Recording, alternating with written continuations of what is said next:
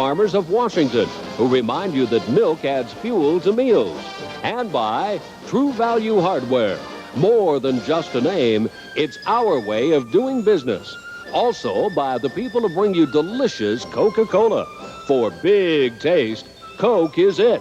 And of course by Rainier Bank, the bank with $100 million to lend. Hello and welcome to the Rainier Bank High School Football Game of the Week. I'm Gary Darrigo along with Scott Garsky and Paul Kenny. And this afternoon we have the Battle of the Valley. It's the Central Valley Bears and the University High Titans. Gary, Dave Holmes, coach of the University Titans, and I was a coach when I was at the University of Hawaii. One thing about Dave that he does different than other coaches is he doesn't go down and try and get the kids whooped up for the game. Dave's a very matter-of-fact coach. He tells the kids exactly what has to be done. And today he feels offensively they've got to exercise good, consistent ball control, and defensively they've got to come out and they've got to stop the big athletes and the big plays that CV has been doing all year long. And Jerry Connors is the coach of the Central Valley Bears. First year out in the Valley, he moved over from Lewis and Clark. He has the number 5 rated quarterback in the GSL as far as total offense in Steve Allen, and the number 2 pass receiver, Paul Lamb. There are the big play men for the Central Valley Bears. Those are the two that University will have to stop. That's how it looks down here on the field. We'll have more coming up.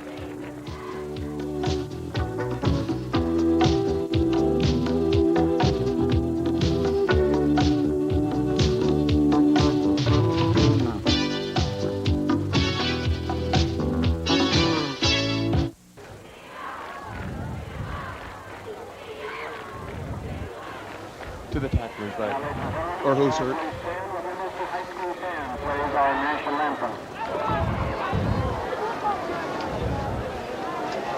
Well, we're just about ready to get it underway, but first of all, the University High School Band is going to play the national anthem.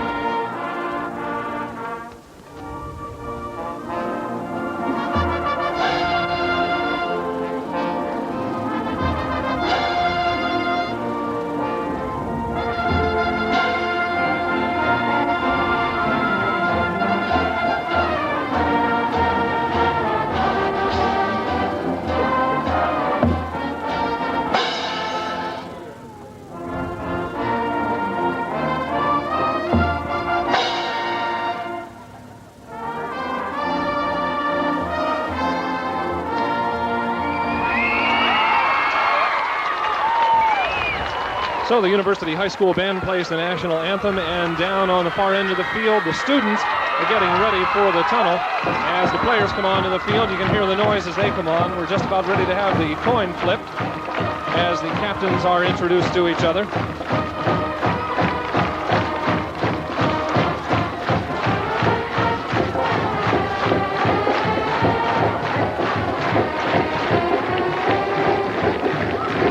University has come out onto the field. Central Valley has been waiting for them. It's traditional to get the kids run out onto the tunnel and break the banner, and they seem ready for this football game, as do the Central Valley Bears.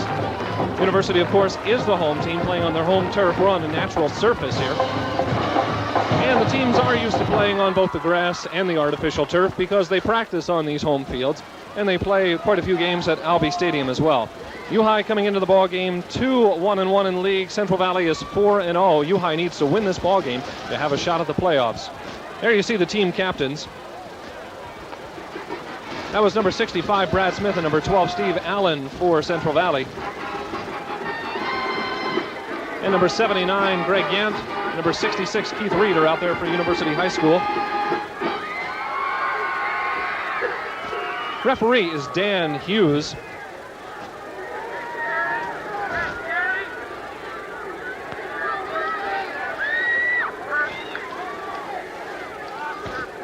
Okay, Captain, just let me introduce the officials for today's game. On the left, Mr. Gonzalez is our alternate today. Mr. Antonetti is the linesman. There you see referee Dan Hughes explaining things to the captains. Line judge.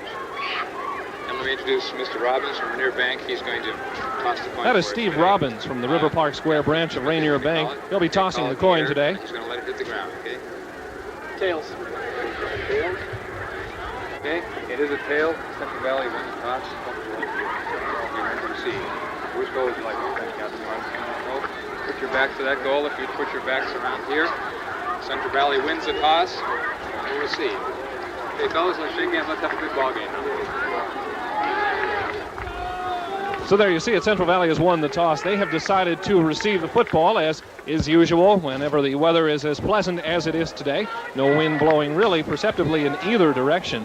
We have a cloud cover that keeps breaking up, so the sun may play a factor here. The receivers may have to look into that sun a couple of times during the football game as the clouds move in and out.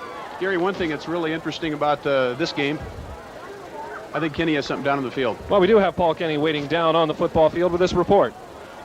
Gary, U-High in their last 2 games has scored 69 points, and right now their offense, especially their passing game, is really starting to gel. What CV is going to try to do to stop their passing game is blitz and blitz a lot.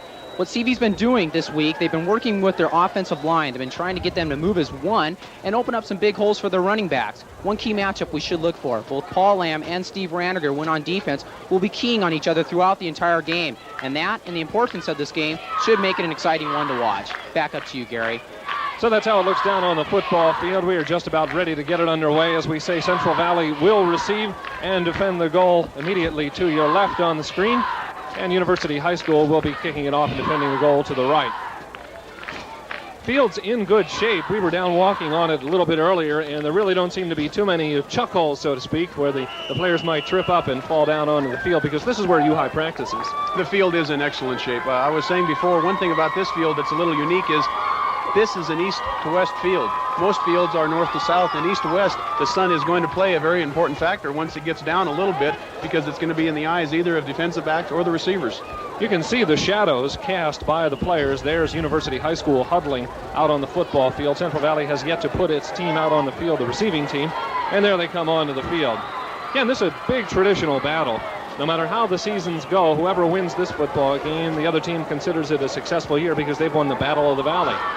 You know, this has been advised as being on TV for the last week now, and the stands are just packed. The electricity in the stadium over this rivalry is really tremendous. I think we're going to have a very close ball game. They might trade touchdowns a couple times, but I don't think it's going to be a high-scoring affair. The two defenses really match up, really well. There's number 7, Bill Ames, getting ready to boot it away. We watched him punt a little bit in practice. He was really booming him. He's a big kid, too, 6'5" and 205, and a junior. And he will be kicking it away to Marlon Johnson, number 13 and number 44, nearest to you. That is Paul Lamb. Again, Lamb, the starting tight end, and number 2 in receptions in the GSL for the Central Valley Bears. So Ames approaches the ball, and it's underway, and it's a very short, very poor kick. It looks like he just mishit it, and it's going to be taken by one of the upbacks and down at about the 30-yard line. So the ball's going to be down right at about the 30-yard line, and University High School Central Valley will operate from there. Brian Ford caught the ball. Again, he was one of the upbacks. So we'll get set. CV will operate out of the eye for the most part. They will also split the backs and run a pro set, and that's what they do right now. That is Allen, Johnson, and Kiss in the backfield for Central Valley. Allen throws a couple of fakes and wants to loft the ball. It is complete. On the reception, number 15, Ty Snyder, and he is wrestled down. Curtis Grentz, number 10, in on the stop, and not before Ty Snyder has a first down and more. One thing that Dave Holmes was very conscious about coming into this game was the experience his defensive backs have accumulated over the first 4 games. Here they showed that they let the receiver get behind him, got into the seam. It was a good pass. He caught the ball. Nice game for the first play of the game. So it's going to be marked as a 22-yard reception from the 30-yard line out to the 48 of University High School. There's the eye. You can see it with the tailback, Marlon Johnson. He'll get the carry, and he'll pick up about 5 yards. Keith Simonson, number 30, in on the stop for the University High Titans. Very unusual in that University High School. You can see the players. They have their names taped to the back of their jerseys. Don't usually see that. There you see the defensive line of U-High and their defensive backfield. They will get set and dig in. They have given up quite a few points on the year, but their offense scores quite a bit as well. This time the backs will split, and the slot goes to the left. Back to pass is Allen, has time, throws incomplete. Looked like we might have had a mix-up on that play. Seems that one of Allen's receivers cut in when he threw the ball outside. The nearest receiver was number 15, Ty Snyder. You see him coming back to the huddle right now. Coach Holmes does quite a few things out of the norm as far as high school coaching goes, and one thing that he has brought into high school coaching in the GSL is he does not like to run players both ways. He only runs one player both ways, and that's his super athlete, Raniger. And he believes that he can platoon them and get the kids rested and be ready to go. 3rd down and 5, and in motion is Paul Lamb. Snyder now comes back in motion. A lot of jumping, and University may be offsides. Looks like Paul Brett's number 75 jumping off, but we'll wait to see if one of the offensive linemen move first. No, it is offsides U-High. That'll bring up the first, should bring up the first down. It was a 3rd and 5. In fact, they may even have to measure. We'll see once they mark it off, because it will be very close, if not a first down. It'll be the first penalty of the ball game, and it is a first down. First down of the ball game by Central Valley by the penalty. That was a play that we've been advised that Central Valley might use. You saw all the motion. What happens is quarterback Steve Allen will go and say the first 2 counts, and then the man in motion will call the 3rd count. And they were hoping that would get University to jump off sides. It did. Allen is back to pass again. Has time over the middle. It is complete. Lamb has close to first down yardage. He is stopped by number 61, Kyle Jones. Let's see if we can watch that play one more time. Here, Lamb simply runs a drag across the middle. Quarterback Allen finds the opening, hits him at a good time, good completion. Nice go, about 8-yard gain. Steve Allen stands very tall in the pocket. He's 6'4", 190 pounds, and he can look over the on-rushing defensive lineman. He's going to bring up a 2nd down and about 3 to go. In motion again now is Ty Snyder. Allen is back to pass, wants to throw to Snyder, almost intercepted, then almost complete, and it falls harmlessly out of bounds. For a play that gained no yardage, it was certainly one of the more exciting so far of the ball game. It was Brett Roscoe who almost had the interception. It went through his hands and then goes through Snyder's hands and falls incomplete. Bring up a 3rd down and call it 3 yards to go yet. The ball sits on the 28-yard line at University High School. No score in the ball game. We've just gotten it underway. Central Valley on the march. They took the opening kickoff at their own 30-yard line and have been moving steadily down the field. They'll run the I. Snyder goes in motion. There you see him. It's going to be an option. The pitch will come around to Marlon Johnson, and he may not have the first down. Brett Roscoe, number 43, makes the stop. It looks like 4th down coming up. Also in on the stop is number 68, Jim Perrier, and number 66, Keith Reed. Big defensive play that time for the University High Titans as they come up strong on the running play. Well, they can do a lot of different things coming up offensively and getting University a different look, even motion. But they're going to have to come up with something more substantial because you get a team coached by Dave Holmes, and they are well coached during the week, and they're ready for it. It's going to be 4th down and a yard to go. CV will operate out of the I, and now they'll call a timeout. Apparently they did not like the defense. They did not like the defense, so they called the timeout. And we will do the same. We're here at University High School Field on the Rainier Bank Game of the Week, and there is no score. It is Central Valley nothing and University nothing.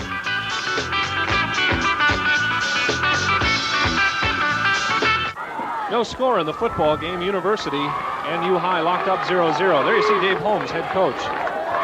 You see Dave down there. He calls all the plays, both offensively and defensively, from the sidelines. 4th down and 1. Here's the big play. It is a handoff to Johnson, and he may not have it. Second effort might have gotten it. Keith Simonson, number 30, and number 68, Jim Perrier, in on the stop.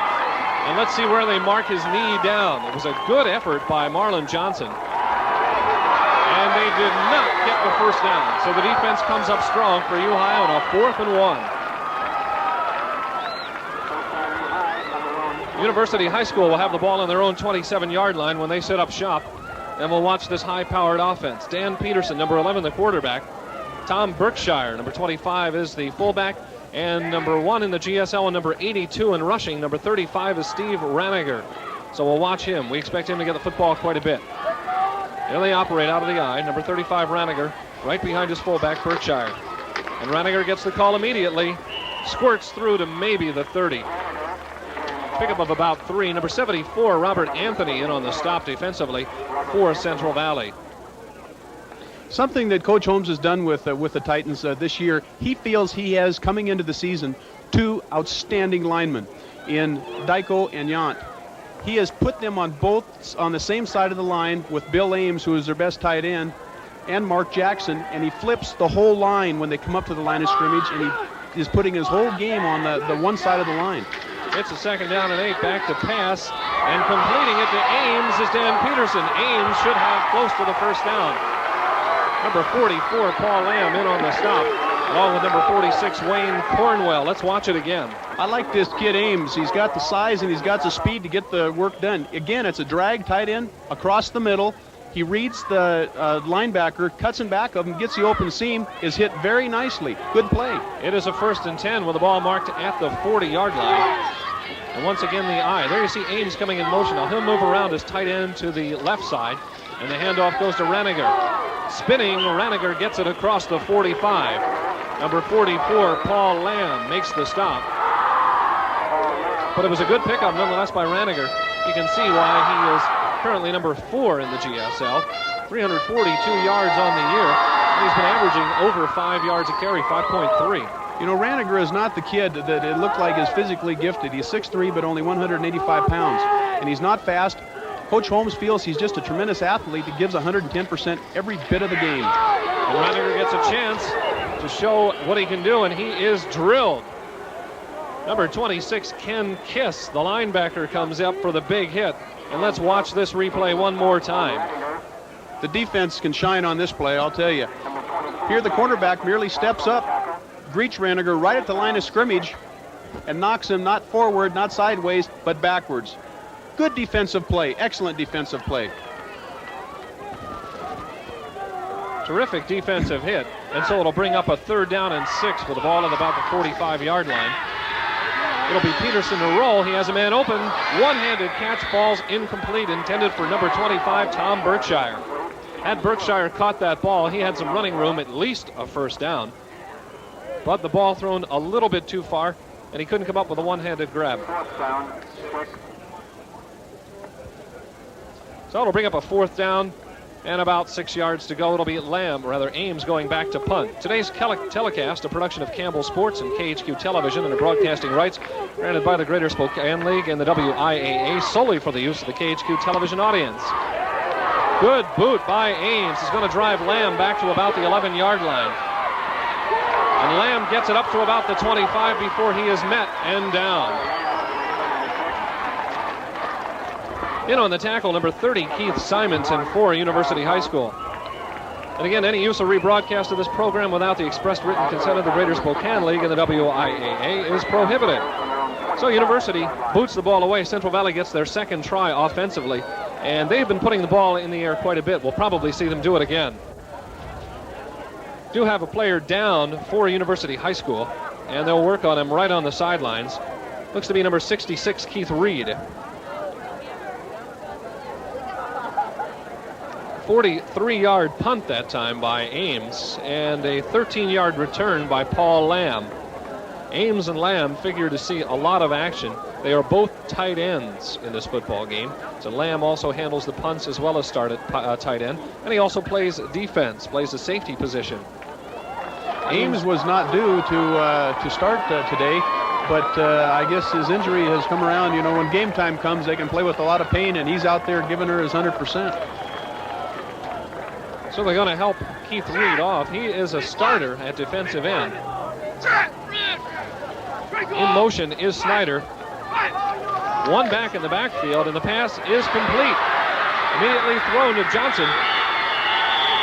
And it is up over the 45 to about the 47-yard line. Number 35, Steve Reniger, and number 33, Clay Looney make the stop, but here it is again. Here's what you get when you have a little inexperience in the backfield. Stand up, hit that man right off the line of scrimmage, and there's a gap right there. They've got to fill that gap with that outside linebacker. First down, a 21-yard pickup. They're going to mark the ball at the 46. CV continues to use its passing game. There's Snyder in motion once again. The pitch comes to Johnson, juggles it, and that's going to cost him. Number 33, Clay Looney, made a good open field tackle. But this play was set up actually when Johnson juggled it. Here it is again. Well, they had a blitz on at the right time. Nobody picked Clay up coming around the end, and he merely ran him back of the man and tackled him. We've got a penalty on the play. It looks to be against Central Valley, and it looks to be a major one, too. They are talking it over with Clay Looney, number 33. There you see him standing and talking to referee Dan Hughes, and we believe holding to be the call against Central Valley. And if that's the case, it's going to march the ball back 15 yards. The play actually lost about a yard as Looney made a very good open field tackle. So they're going to bring it back to the 30-yard line on the holding penalty. So major penalty moves the ball back 15 yards, and it'll be tough for CV to make up this distance. It's going to bring up a first down and about 27 yards to go. A lot of jumping around defensively for U-High. They're showing blitz. Number 83, Jim Gaiman in motion. Back to pass is Allen. Allen is going to be smothered.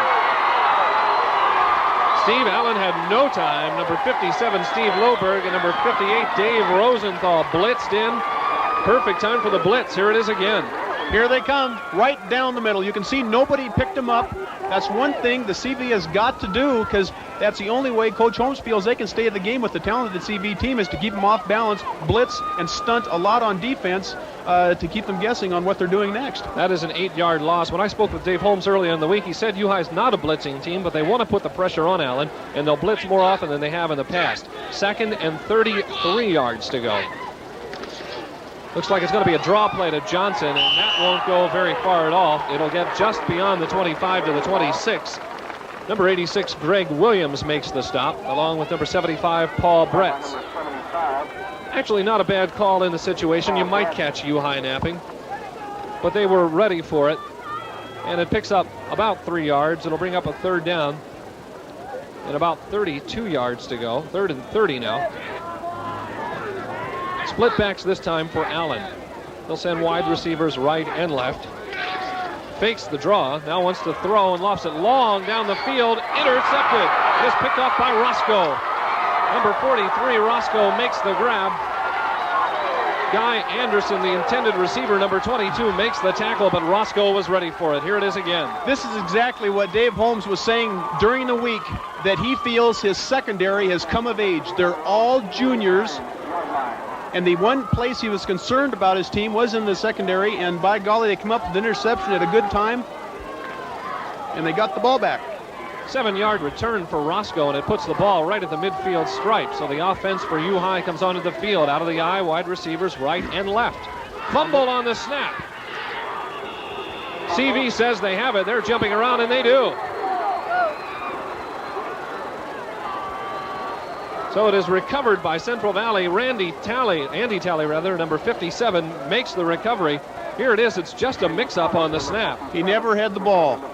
The center pulled away before he got the ball to the quarterback's hands, and there's nothing you can do about that. I think they merely took the ball away from the quarterback there. Good defensive play. So it'll bring on the Central Valley offense one more time. They picked up quite a few yards on that exchange of turnovers. 1st and 10, the ball on the 49 of U-High. Allen on a completion to the near side to number 15, Ty Snyder. Number 43, Dave Roscoe, makes the stop. He is the one who intercepted the pass last time out. And it moves the ball down to about inside the 45 to about the 44-yard line. Pickup of about 5.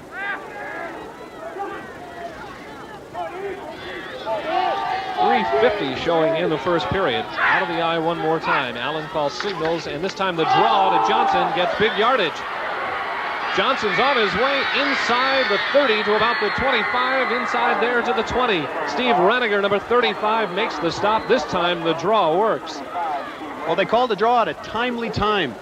They had the outside linebackers coming in, which opened the middle, and he merely ran in the hole, ran off his blocks. Excellent bit of running and good blocking downfield for Central Valley. Come up with a nice gain of about 18 yards. 17-yard pickup. They're going to mark it at the 24-yard line.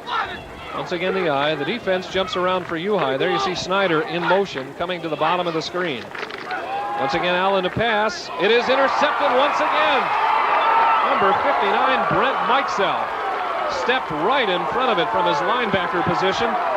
Looked like the ball was intended for him all the way he just stepped right in front of it. Well, I think that's indicative of how Coach Connors likes to coach. He's been in the league an awful long time, and I think that's where he can get his scores in, is getting the ball in the air and getting it downfield. He's been successful so far, except for the 2 interceptions.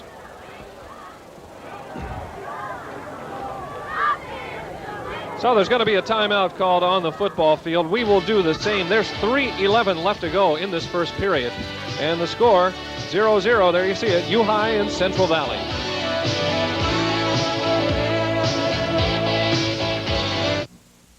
KHQ-TV, Channel 6, Spokane. We're live back at University High School field. The Titans and the Bears locked up in a scoreless duel, and University has just intercepted another pass. We've had several turnovers in the ball game. U-High has fumbled, and Central Valley has been intercepted a couple of times. So on comes the U-High offense after taking over the ball in their own 26-yard line. 1st and 10. Peterson will hand off to Reniger. This time a hole for Reniger. Good strength. You saw him bull over one of the tacklers. That was number 22, Guy Anderson, who grabbed Reniger, but not before Reniger got about 6 or 7 yards on that pickup. Here's a basic off-tackle play. Again, they're going to right side of their line, which they figure is the strong side, and Reniger does the rest by himself. I don't think you're going to bring him down with an arm tackle for a no gain. He's going to get 4 or 5 yards after the contact is made. So they call it a pickup of 5. It's at the 31-yard line, 2nd and 5. Peterson wants to throw, lofts one high. It is almost complete, intended downfield for Tom Berkshire, but it falls incomplete. No, make that John Bigovich, number 22. There you see him coming back. Bigovich, number 5 in the GSL in pass receptions. He's had 14 grabs for 192 yards. He'll be talking to himself about that tonight. He should have caught that. He was covered well, but the ball was excellently thrown right over the shoulder and in his numbers, and it went right through. So it's going to bring up a 3rd down and 5 at the 31. Once again, Peterson wants to throw, just swings it out to Reniger. Reniger met as he caught the ball. Good defensive play by CV. Number 46, Wayne Cornwell, makes the stop. There you see him getting back into the huddle. Good defensive play. It's going to bring up a 4th down. Little swing to Reniger. They wanted to use that talented back of theirs, but CV read it all the way. Well, no matter what talent you've got, at what position, you've got to have the basics of the line blocking and help downfield. And if you don't have that, super athletes don't look like super athletes. It'll be Bill Ames to punt it away. And he'll hit it right at about his own 20-yard line. Another boomer. Lamb is going to look at it. Instead, it's going to fall into the hands of Nacarado. Number 86, Nacarado, gets it just about to the 40-yard line. John Smith is the one who made the tackle for U-High on that. Good downfield. And number 75, Paul Bretz, makes the stop. Going to put him down to the 45-yard line. 43-yard punt and a 9-yard return for Nacarado. Once again, the backs will split. There you see the defense jumping around. Snyder comes in motion. And back to pass one more time is Allen. Lofts it downfield, intended for Robert Rickson, number 81. There you see him. CV will use a lot of wide receivers in the ball game, and that was just one of them, Robert Rickson, number 81. So far in the ball game, their running back, Marlon Johnson, number 13, has picked up 27 yards on 6 carries, 4.5 yards a pop. Not bad, but CV prefers the aerial game. Going to bring up a 2nd down and 10. And the ball on the 45-yard line. Once again, the eye, there you see it. At tailback is Johnson, number 13. Right in front of him is Ken Kiss, number 26. A lot of motion. Jim Gaiman was in motion. Meantime, Johnson gets the pitch. Number 59, Brent Mikesell, makes the stop, but not before Johnson makes a good run. Okay, I want you to see something on this play. Watch number 78 right here, the offensive lineman. He makes that play. He turned in and held up 3 players right there. Excellent, excellent play on that offensive line, number 78. If he looks big, he is. That's Ron Duran, 6'7" and 260. He's a senior. I think he's got a future in the game. It's going to bring up a 3rd down and a yard to go. And so far, on the 3rd down conversions, CV is 1 out of 3 in the ball game. Contrary to University, Central Valley is very small defensively on their defensive line. Dave Holmes really is emphasizing his quickness on defensive line, and that's what he's counting on. Here's that play again. Now that block made that play. He held up 3 University Titans right there. Excellent block. That made that play. Credit the offensive line. More credit Ron Duran. They work a lot of hours out there to get that. When a running back looks good, they look good. They know it, and it makes their day. In general, good blocking all around on that play. As number 26, Ken Kiss, the fullback, threw a good block on the corner to allow Johnson to break free. Again, a 3rd down and a yard to go. There's 57 seconds showing on the clock in this first quarter. Remember now, on a 4th and 1, deep inside U-High territory, CV could not come up with a play. So we'll wait to see what sort of play Central Valley calls, whether they'll cross them up with a pass or try and dive for that 1 yard. Lamb goes in motion, and he'll be a tight end on the left side now. It's number 44. Long count by Allen. Movement by Snyder. There's a flag. Johnson slips, goes down, and they blow the play dead. It looked like there was movement by Ty Snyder, number 15. He came in motion toward the line of scrimmage, and that's what it's going to be. I think he moved just a half second before the snap. Well, I think he did too. Not only did he move a half second before the snap, but he came down and leveled the outside linebacker for University. And I think it was Reed, 66 on the field right now, and that's why he looks like he's a little hurt or out of wind. He absolutely leveled him. And it's going to be declined. So they're going to leave the ball back a yard short of the 1st down, because apparently the play went off and Johnson's knee hit the ground as he slipped trying to make his cut. Got 52 seconds left in the first quarter. They're going to punt the ball away. University is going to get a chance to get it back and establish some offense, something they haven't been able to show so far. And I know Dave Holmes is trying to do that, and if he's got to come out and run the ball 4 times in a row and get a 1st down, that's what he's going to do. Raniger and James will go back deep. Raniger again wearing number 35. And kicking the ball away will be Lamb. Long count one more time. There you see number 44, Lamb. Gets the foot into it. Nice boot. It's going to keep it away from Raniger. And now he'll take it at about his 10-yard line. A lot of white shirts. Nowhere for Raniger to go. And he breaks the tackle and does a good job to get a 10-yard return out of that to the 20-yard line. There were a lot of white jerseys down there, but Raniger made the play go as he went right and then cut back left. Let's watch the play one more time. Here Steve gets to show people a little bit of his abilities that he has in track. He runs the high hurdles in track, and as a matter of fact went to state there. He didn't have any blocking whatsoever. Anything he gets right now, he gets on himself. So we go to a 1st and 10. The ball spotted at the 21-yard line, and the pass immediately falls incomplete from Peterson, intended for number 80, Kevin Daly. And we might have had a mix-up on that play again, as Peterson threw it inside and Daly cut outside. It looked like Peterson slipped when he threw that ball. It didn't look like he had 100% of his effort behind it, whether he was not sure or if he just physically didn't get it there. The clock stops with 37 seconds left to go in the first period. It brings up a 2nd down and 10, the ball at the 21. Peterson has Berkshire and Raniger in the backfield. It's Raniger the carry and nowhere.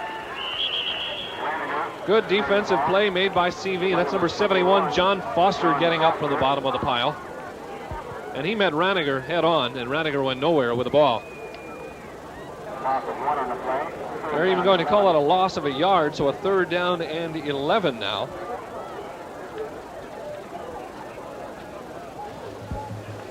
U-High on third down conversions are 0 for 2 in the ball game. They'll run the I one more time. Wide receivers right and left, and Peterson has time. Throws over the middle. Ames has it, and I don't think he has the first down.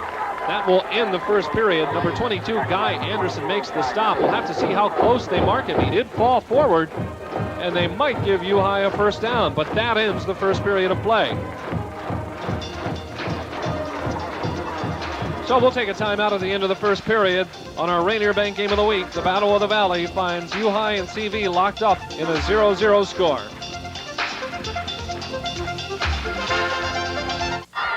Starting the second period here at University High School. U-High has the football. They did pick up the first down. There you see the cheering U-High fans. It's going to bring up a 1st and 10 for University High School. The ball at their own 32-yard line. Ames got the first down on the reception. A lot of jumping around on the defense. Raniger gets the pitch, has a lead block, and he has running room. Raniger breaks free for a first down, still on his feet. What an effort by Raniger. Finally, number 40, Bill Schaefer, makes the stop, but not before Raniger made the play. It looks like they caught CV in the blitz. Well, they did. The man came right up the middle. They were lucky enough to have an outside play called. They like to get Raniger one-on-one with the defensive backs, and here that's exactly what they did. Great block on number 25, who sprang him to get one-on-one with the defensive backs. Again, you're not going to bring the man down trying to shirt tackle him or one-arm tackle him. You've got to hit the kid with your entire body and hit him in the chest, and that's what they didn't do until they got him downfield about 25 yards. 27-yard pickup is where they'll mark it. 1st and 10 on the 40-yard line. Ames will line up at the tight end position on the right side. Raniger straight ahead, this time nowhere. Had to bury his head in the middle of the line and got nothing out of it. Number 63, Roy Moffitt, in on the stop.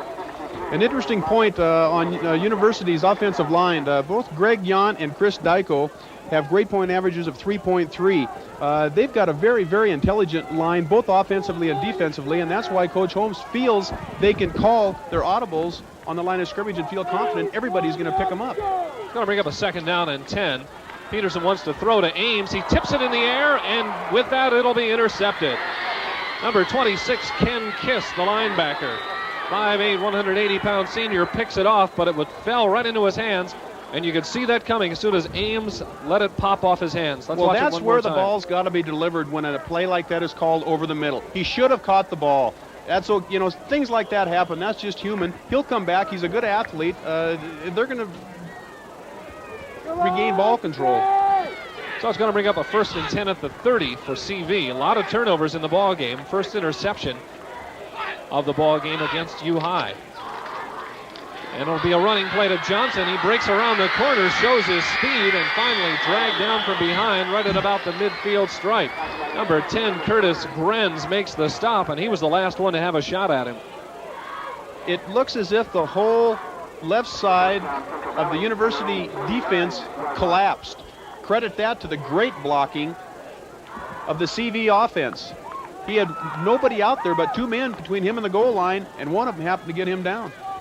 So they'll put the ball right at the midfield stripe at the 50-yard line. A lot of jumping around defensively for U-High as Allen calls the set. There goes Snyder in motion. Immediately the pass is thrown right off the first count, and it falls incomplete, intended for number 22, Guy Anderson. Back defending on the play, Brett Roscoe. A little bumping, and Anderson was looking for a call, but nothing coming from it. Well, the reason that they have got University has got that play covered so well, credit the coaching staff. They have really taken a good look at Central Valley, know what they're running, and when they send that man in motion, they know what to look for, and they've adjusted to it. 2nd down and 10. It'll bring up Snyder in the slot to the left with a back split. There goes Snyder in motion now across the field.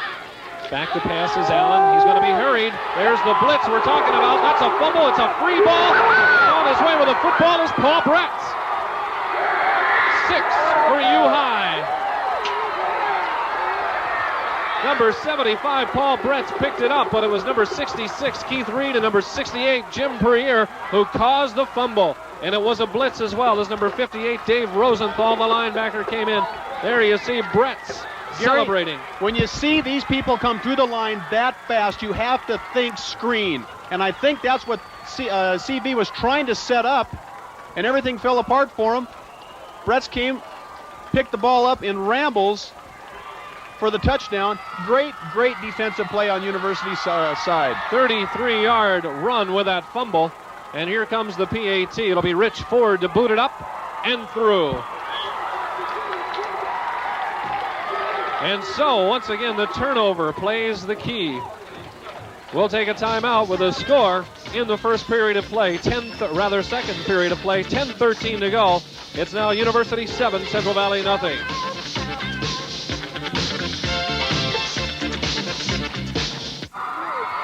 This high school football game of the week brought to you in part by Pacific Trail. Pacific Trail has been the proud manufacturer of quality outerwear since 1946. It is 7-0 here at University High School as U-High ends up with a 33-yard touchdown run by Paul Bretz on a fumble by quarterback Steve Allen of Central Valley. Lots of turnovers in this football game, and so far U-High has been the first one to capitalize. It'll be Ames to kick it away. Back deep will be Johnson and Lamb. Ames did not get a good fit into the ball last time, and this time he boots it out of bounds. Shanked it again, and Ames, number 7, visibly upset as he comes off the football field. So they're going to mark it out to the 40-yard line. Let's take a look at these total yards. You can see that CV is actually dominating in the total yardage. Well, CV is doing what they want to do. They want to control the ball, and they're controlling it. They're not getting the big plays. It just happened that University got the big plays, and that resulted in a score for them, and that's why the score is up 7 points. Otherwise, they're playing awful even outside of the total yardage for the first quarter. Once again, the ball on the 40 automatically after that boot goes out of bounds. Snyder will come down in motion once again and goes out for the pass. It's a little swing to Johnson, blocking in front of him. Johnson showed some speed getting around the corner. In on the tackle, Kyle Jones and number 66, Keith Reed. But Johnson had a good yardage on that play. Just a little swing pass to him out of the backfield. Looks like CV wants Johnson to handle the ball quite a bit. He is 7th in the GSL in rushing and carries the ball at a 4.6 clip. That's a total of 244 yards. Going to bring up a 2nd down and 4 on that 6-yard pickup. There you see Lamb moving in motion to become the tight end on the left side. The backs will split this time. A lot of defenders up on the line for U-High to anticipate something, and they get blown by as Johnson, just a quick hitter, breaks it through the line. Number 10, Curtis Grentz, makes the stop. But it was just a quick hitter. It looks like they caught U-High in the blitz again. Well, what's happening here is in the trenches, Central Valley is winning the offensive battle. They're opening the holes for their running backs and opening them very, very good. That's why they're getting the 10, 15 yards a shot.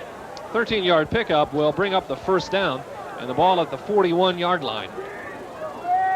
CV has operated in U-High territory for a lot of the game. There's a long one downfield. It is intercepted. No, incomplete. Boy, it looked like a terrific one-handed grab by Mike James. Number 40 reached up and grabbed it and almost came down with a football. Looked like he had control, but it was a heck of a try. Well, that was a good-looking both offensive and defensive play. I think he did have the ball, and the offensive man knocked it out of his hands on the way down to the turf. Alert play on both sides. Shows you how fast something can change in about a half a second from a jump to the ground. So they'll mark it right again back at, they say, the 42-yard line. So the eye and the slot to the left side for CV. In motion is Jim Gaiman. Now comes back. Again, Allen wants to throw. Has the time. Wide open over the middle is Johnson. And he has the 1st down and still on his feet. Johnson turning on the speed. He may go all the way to the corner and out of bounds at about the 5-yard line as he's driven out of bounds by number 35, Steve Raniger, and number 10, Curtis Grentz. Let's watch it. It was wide open over the middle. No flags. That play will stand. This is a play I think that they were trying to set up when they got the fumble. Now that takes a lot of intestinal fortitude for a coach to come back on the next series, call the same play that they just misplayed for a touchdown, and get a big gainer down to the approximately 3-yard line. Good call, Coach Connors. There you see Raniger coming in to make the hit and drive him out of bounds at the 5. Meantime, U-High has called a timeout on the field. They want to talk it over. They're on the 5-yard line. The first and goal is Central Valley. There you see some of the fans along the sidelines. They have watched an exciting football game so far, but it's been a mistake-prone game. Well, I think CV has fumbled once and been intercepted twice. I think that the game so far is surprising a lot of people because the general consensus was that Central Valley has the better skill people. University, on the other hand, has the better people in the trenches. They feel that they can control the ball on the line of scrimmage, both offensively and defensively, and that's not what's happening right now. The skill people are getting the ball upfield for Central Valley, but the offense and defensive line, especially the defensive line for University, is not showing a heck of a lot right now, and you've got to credit that to the tremendous play of the offensive line for Central Valley. They're dominating right now. Marlon Johnson has been the offense for CV's, rushed 10 times for 65 yards and 3 pass catches for 65. First and goal, the ball at the 5-yard line. Johnson gets the call up the middle. This time, nothing. As U-High gets in its goal line defense, number 30, Keith Simonton, comes in to make the pop. Along with the whole interior line. So credit the defensive line of U-High for stacking up the offensive line of Central Valley. No gain on the play. It's going to bring up a second and goal from the 5. So that time the trench warfare goes to U-High. Well, you've got to think now on this play coming up, they're got to be going to the flat on a flat pass, or they got to be for an option, although they probably want to get a handoff down here this close and go around the tackle. We'll see what happens. There you see a power eye set to the right side. 3 backs in the backfield. The pitch will go to Johnson. They string it out. Johnson is hit and dropped at about the 3-yard line. Number 59, Brent Mikesell. And number 10, Curtis Grenz makes the stop. Let's watch it again. This is what U-High likes to be known for. Their quick, swarming defense, and that's exactly what kept the ball out of the end zone for them this time. Good play defense. Good tackle by Mikesell from his linebacker position. You saw that formation, the power eye set. They put 3 backs in the backfield for extra blocking. Let's see if they run it one more time. It's a 3rd and goal. And once again, they'll operate in that formation. A strong side right. Immediately back to pass is Allen. Throws to the end zone. What a grab for the touchdown. Complete to Snyder, number 15. A quick count. And Allen hit Snyder in the end zone. Had all the time in the world for that touchdown pass. Let's watch Snyder make the grab from behind the defense. Well, here's a good example of a wide receiver not standing still when he finds out the quarterback cannot find somebody to throw the ball to. When you go downfield, regardless it's a 2-yard touchdown pass or a 50-yard bomb, you can't get that ball to him. You keep moving. Well, we'll have the point after touchdown coming up. It's going to be added by Rick Galloway if he succeeds. High snap. Good job to get the ball back down. It is up, but no good. Wayne Cornwell, number 46, did a great job to get the ball back on the tee. But by that time, the play was over as Galloway misses it. And so U-High holds the lead on our Rainier Bank Game of the Week. It's University 7, Central Valley 6.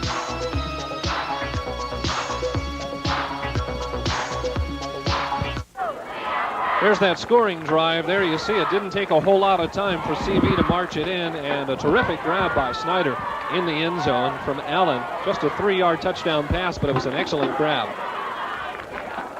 CV will get ready to boot it away. And it's again a short kick. It'll be taken by one of the upbacks. Rob Miller, number 64, is not a running back. He is an offensive lineman. Number 37, Jim Moffitt, makes the stop. As Rob Miller, who normally plays on the offensive line, a 6 foot, 192-pound junior, makes the grab. Well, today at halftime, you'll have an opportunity to catch a rising star. We'll meet Lewis and Clark High School senior Jennifer Lund, who's not only a cellist with the LC Orchestra and the Spokane Junior Symphony, but an aspiring ballerina as well. And that's coming up at halftime when True Value presents Catch a Rising Star. 1st and 10, the ball at the 27-yard line, out of the eye. The handoff goes immediately to the first back through. That is Mike Wynn. Wynn seeing his first action, number 24. Almost broke it all the way. That's a good example of what happens when you've got a super athlete in the backfield and you've got the defense overly conscious of watching one man. They were not really looking for the ball to go to the first man through, and he popped through there. Credit the offensive line for some good blocking, and he came down for about a 12, 13-yard gain. Gets it up to about the 44-yard line before number 22, Guy Anderson, made the stop. Good for the first down. Once again, the I. The wide receivers will split wide and left, or right and left. Raniger on the carry. Raniger goes nowhere, might have even lost a yard. That defensive line of Central Valley is doing a good job. They're stacking it up in the middle. Every time Raniger gets that call up the middle, he has not been able to break it through. Raniger's had his best luck going wide. It's going to bring up a second down and about 11 with that loss on the play to the 42. There you see Dave Holmes pacing the sidelines. He again calls all the plays offensively and defensively from the sideline. Once again, the I. Back to pass. Peterson has time and completes it. It is grabbed and completed for the first down. Let's watch it one more time. Well, he was out in the open the whole time. He just got the ball to him on the cut. Turns upfield and gets himself a nice gain out of that play. Good blocking by the offensive line. That is Bigovich on the 15-yard gain. Again, he came into the league number 5 in pass receptions in the GSL. The ball spotted at the 43 of Central Valley. Once again, the I. Peterson takes his time calling signals, throws immediately to Kevin Daly. Daly breaks a tackle and finally wrestled down by Guy Anderson, number 22. Ken Kiss, the linebacker, also comes over, number 26. Let's watch it again. Just a quick out. You hear me say so often that what they're trying to do with the skilled people, backfield and wide receivers, is get the ball out to them so they're one-on-one with the defensive back. That's exactly what's happened here, and he happened to get away from the first one and get up for a nice gain. So U-High quickly comes up to the line. 3rd down and 2 yards to go. They need that, rather 2nd and 2. They need these couple of yards to keep the drive going at the 35-yard line. Out of the I. Peterson wants to throw, and he is hit as he throws, and it falls incomplete. Good defensive charge by number 74, Robert Anthony. And number 46, Wayne Cornwell, who's coming in on a blitz. One thing that Coach Holmes has left the option to the quarterback is to audible. If he sees the defensive back or the cornerback off the line of scrimmage 10 to 12 yards, he knows he can get that quick out to those receivers in 5 yards. He can't come up and adjust that much. He'll audible to line of scrimmage, take the 5 yards, and hope he can break away for another 5 or even a touchdown. Now it is a 3rd down and 2. U-High gives it to Raniger, and Raniger breaks free for the first down and still on his feet. Raniger struggles over the 20 to about the 19-yard line. Raniger showing the style that made him the number 1 rusher in the GSL last year. You know, Gary, it's really neat. Here we see Steve running through people, around people. Got to have some help blocking there, fellas. But it's really nice to see these people out here in the Valley appreciate a running back and an athlete such as Steve. They really cheer him on, and it does help. The home field advantage is a big advantage. 15-yard gain to the 19-yard line. Raniger gets the call again off tackle. This time he's stacked up, but still gets a couple of yards. Ken Kiss, number 26, in on the stop. And also at the bottom of the pile, number 22, Guy Anderson, getting off Raniger. Going to move the ball for a 4-yard pickup right to about the 15-yard line. We've got 4 minutes and 15 seconds left in the first half. It looks like University just might be knocking on the score again. Their field goal kicker, Coach Holmes feels, is good from approximately the 40-yard line on in, or 40-yard field goal total on in. There you see the slot to the left side, but instead Raniger gets the call and gets it across the 15, maybe to the 13-yard line, before he is stopped on the play by number 58, Monty Hochhalter. Hochhalter, a 5'9", 170-pound junior. He's a linebacker. Anytime the linebacker makes the stop like that, you can see the running back made it through the offensive and defensive line unscathed. It's going to bring up a 3rd down and about 4 yards to go. Ball spotted at about the 13-yard line. Have to get it to the 9. Back to pass. Peterson has time, wide open in the end zone for the touchdown. Looks like Mark Jackson, number 88. And he does make the grab. Number 41, Kip Hollenbeck, was on the coverage, but Jackson was wide open. Central Valley was fooled on this one. Here's the play. That was just a basic drop back pass. Tell the receivers to run the routes if not in the open. Get the ball to him. He got in the open spot, stay there. He put a heck of a fine move on number 22. So here comes the PAT. It is to be added by Ford, and it is good. So with 3:20 left to go in the first half, U-High goes out by a 14-6 count. And an excellent passing play that time as Peterson found Jackson wide open in the end zone for the touchdown. Well, I'll tell you, that's a credit to good fundamental football. They're not showing a lot of trick plays. They're not showing a lot of long pass plays or even passes over the middle. They're showing good fundamental percentage football by keeping it on the ground. And they know with an athlete like Raniger, he's going to break one out of approximately 5 or 8 running plays. And just like he did on that drive, broke one for 18, 20 yards. And that's what they're looking for. That's what Coach Holmes does best. On that play, it was a 3rd down and about 4 to go, and Central Valley might have been thinking run all the way and looking for Raniger. Instead, they were crossed up as Peterson found Jackson wide open in the end zone. So far, Peterson 6 out of 11 in the ballgame for 56 yards. He has 1 touchdown, 1 interception. The scoring drive went 7 plays, 73 yards. There you see it. Took them only 4 minutes and 5 seconds to move it into the end zone. Well, let's see if Mr. Ames can get a halfway decent kickoff. I think the problem that he's trying to do is just kick the ball too hard. You know, these high school kids come down and they get themselves so psyched up for each game, they just are on pins and needles. Now, if he can settle down and just meet the ball in nice, smooth swing, he's going to get her down to the end line, just like that. Ames will send it deep to Lamb, who takes it at about the 10-yard line. And Lamb breaks a couple of tackles up across the 25 to about the 30. And he's brought down there. CV will operate 1st and 10 with 3:15 left to go in the first half. They trail it by 8. It's a 14-6 count. There have been a lot of mistakes in the ball game, but both teams seem to have settled down now. The fumbles and the interceptions seem to end 6 yards. He has 1 touchdown, 1 interception. The scoring drive went 7 plays, 73 yards. There you see it. Took them only 4 minutes and 5 seconds to move it into the end zone. Well, let's see if Mr. Ames can get a halfway decent kickoff. I think the problem that he's trying to do is just kick the ball too hard. You know, these high school kids come down and they get themselves so psyched up for each game, they just are on pins and needles. Now, if he can settle down and just meet the ball in nice, smooth swing, he's going to get her down to the end line, just like that. Ames will send it deep to Lamb, who takes it at about the 10-yard line. And Lamb breaks a couple of tackles up across the 25 to about the 30.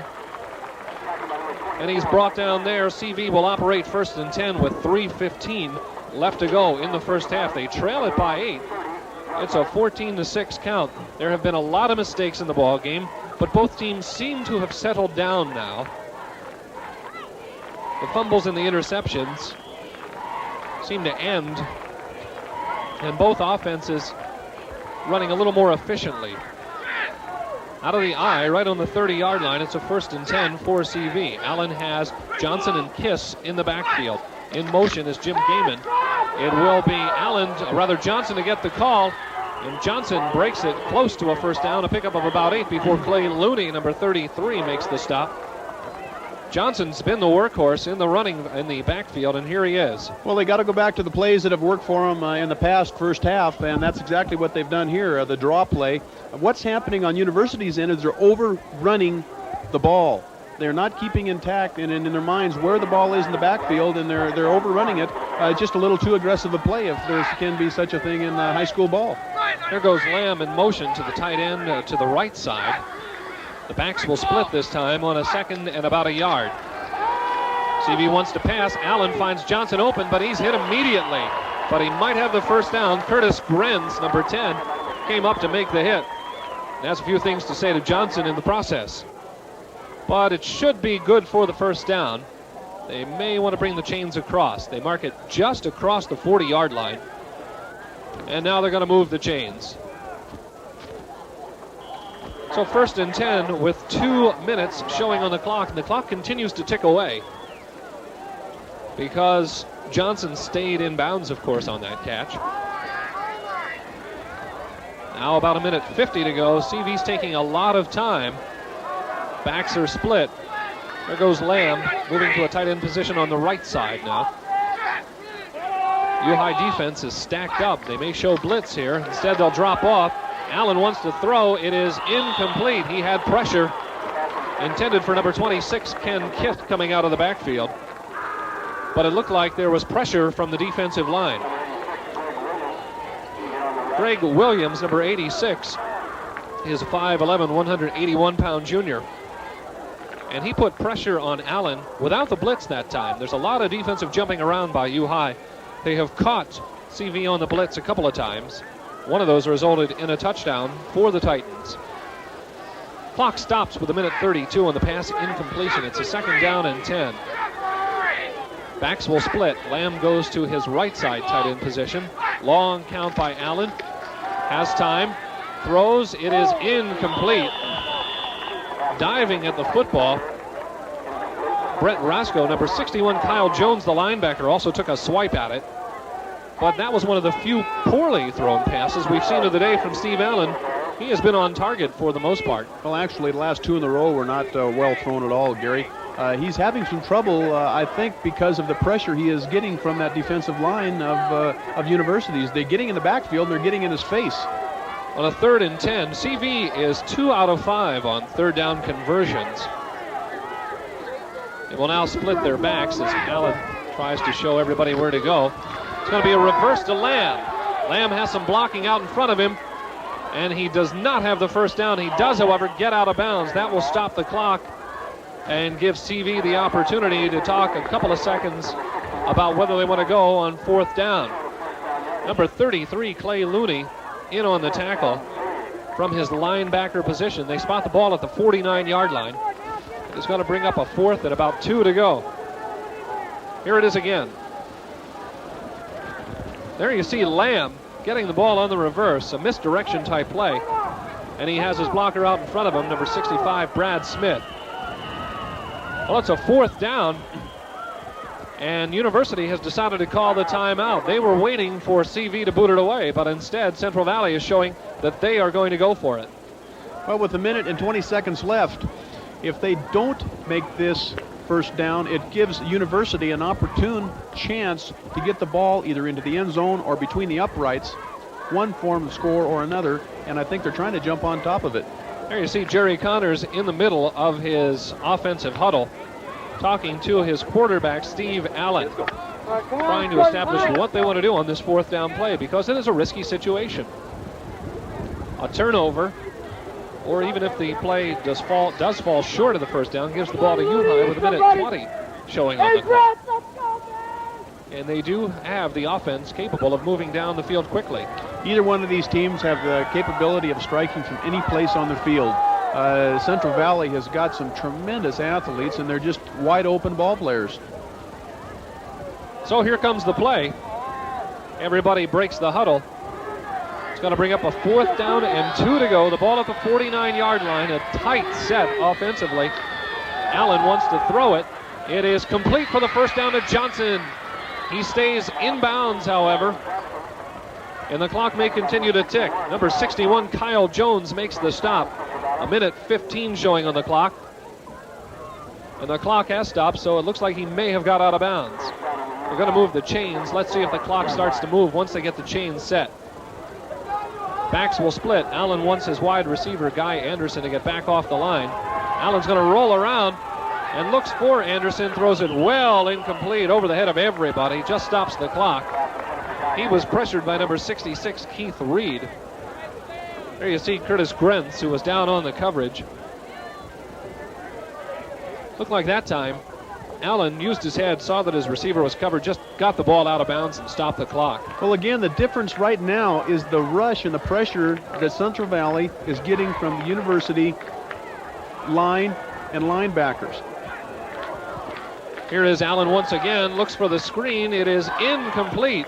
Intended for Ken Kiss out of the backfield. There were 2 running backs within arm's length of the ball. Both Johnson and Kiss came out of the backfield. Well, anytime you see those defensive linemen funnel through there readily, you look for the draw play or the screen play, and that's exactly what happened in this case, and University had her muffed all the way through. 3rd and 10. Ball on the 44. Allen wants to pass again, pumps once, Throws over the middle, incomplete, and there is a penalty flag on the play as Robert Rickson, number 81, the intended receiver, he was knocked down, and the officials are going to talk it over. It is interference against University High School. You know, the Central Valley receivers seem just about lackadaisical in the way they're running their patterns. They're not sprinting into them and driving off their cuts. They look like they're just jogging down in the patterns and kind of breaking off and hoping they're in the open. And unless they can come out and play this whole thing aggressively, this is going to continue the rest of the second half, too. So it'll bring up a first down. They're going to put the ball at the 29-yard line. Kent keeps the drive alive. It would have brought up a 4th down and 10. 54 seconds showing on the clock. U-High defense stacks up again, showing blitz. Instead, they drop off. Allen with time, throws over the middle, incomplete, intended for Snyder. Had his hands on the ball and would have had it down at about the goal line. It looked like it hit him just in the right spot, but he couldn't hold on to it. Okay, if you can take a look at this one more time, you'll see that just before the ball is delivered to Snyder, he is bumped by a defensive player, and that throws his concentration off enough right there that he drops the ball. So it's going to bring up a 2nd down and 10. And the ball still at the 29. CV sends a slot to the right side. Now Snyder comes in motion and goes back the other way. It's going to be a draw play, and it will go nowhere to Johnson. This time, U-High smells it out. Number 33, Clay Looney. It was not the kind of play to call on that because it was a blitz, and there was no place for him to go. Jones, the linebacker, Looney, the linebacker, got in there and dropped Johnson for the loss. He did not have any time at all. That's the kind of play that if you did have an audible system in your offense, you would call the audible right when you read the blitz and dump it to the wide receiver or tight end doing a quick slant right into the middle, because the middle is cleared once the middle linebackers blitz. But instead, it was the blitz that caught the draw play flat and dropped it back to about the 33-yard line. Loss of about 4. It's been a timeout called by CV, of course, with 40 seconds showing on the clock. And Jerry Connors once again out in the huddle talking things over. He's been around the GSL a long time, coached at Lewis and Clark, and this is just his first year at Central Valley. There you see the 3rd down conversions. U-High 1 out of 3. CV's having difficulty on 2 out of 7. You know, when Coach Connors was at Lewis and Clark, I was at North Central in approximately 68 through 70. He had 2 All-State teams, I believe, and possibly 3 in the likes of Bill Etter and Minix and a lot of big names that he really has a lot of trophies on the wall, and you've got to give him credit from where he's been and how far he's come. And I think he can do the same here at Central Valley. This is the first year back at a new school, and he's building the program, and he's a fine coach. 3rd and 13. Snyder again in motion. Goes back once again. The backs are split. Allen with time. Quick pass to Snyder. Has blocking downfield. Snyder tries to get out of bounds. He does at about the 19-yard line. In on the tackle, number 40, James, and number 10, Grenz. Let's watch it again. This is what seems to be working best for Central Valley right now. The quick passes. That was a screen. Get the ball to the man, one-on-one with the cornerback, and hope he can run outside of him. He did not quite get the first down yardage. It's about a half-yard short. Ball marked at the 19. It's going to be Allen on the bootleg. He has the first down if he wants to run for it. Instead, he throws complete to Lamb. Brings it down to about the 4-yard line of 1st and goal there. Clock stops with 26 seconds to go. Paul Lamb got the first down, and quickly CV huddles. As soon as they move the chains, they'll get the clock rolling, and it starts now. 1 back in the backfield. Time to throw. It is intercepted. Steve Allen had all the time in the world to throw, and it is intercepted by Curtis Grenz. Grenz just diving in front of the ball, comes up with a football. Here it is again. Well, that is definitely the play of the first half. CV is coming down to score. They've had a sustained drive on penalties and in the air and on the ground. They get the ball on about the 6-yard line, doing a quick out. The only thing he has in his mind right now is to stop the clock. Get the ball either out of bounds or get it to a man who can get it out of bounds to stop the clock. 23 seconds left. That is the worst place you can throw a ball short on the entire football field. If he could have kept his feet, there was nobody between him and the goal line 99 yards away. And with about 5 seconds to go, U-High doesn't want to play anything tricky, so they decide to fall on the football. Another costly turnover by Central Valley.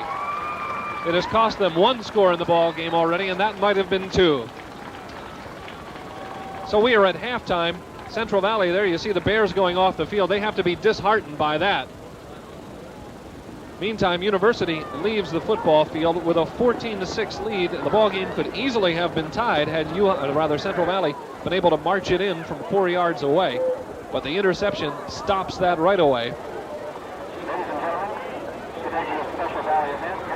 And down on the football field now we have Paul Kenny waiting with U-High coach Dave Holmes. We're speaking to U-High's head coach, Dave Holmes. Coach, your offense really got it going there in the second quarter. What got them going? Well, we got one drive. They're playing a lot of people up close and tending to stuff the run. We had to pass a little bit more. Defensively, you were having a little bit of trouble. Your team really came through at the end. How does that make you feel? Well, it feels a heck of a lot better than if the other guy had caught the ball. That's one of the reasons we haven't been able to do much on offense, is that they've been able to sustain ball control practically the whole half. Are you going to do anything differently on defense? No, we're doing everything we can. We just have to try to see if we can't keep the ball a little bit, keep their offense off the field. Okay, thank you, Coach, and good luck.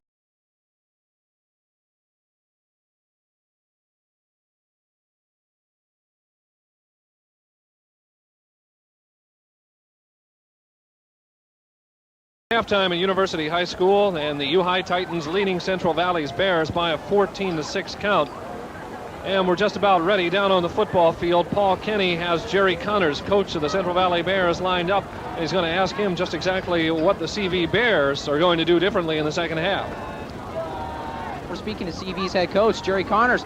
Coach, you've been playing well offensively and defensively. What did you talk to your kids about? Well, we just got to keep the big mistakes. We've been beating ourselves up there mostly, and we gave one away, which other than that, they had one drive, which we played really well to hold this team just to one drive. And we've played well enough to be on the board 2, maybe 3 times. We just haven't got there, and we just got to make a big play the second half and come back at them. You've been passing the ball well, especially those short passes. Are you going to continue to do that?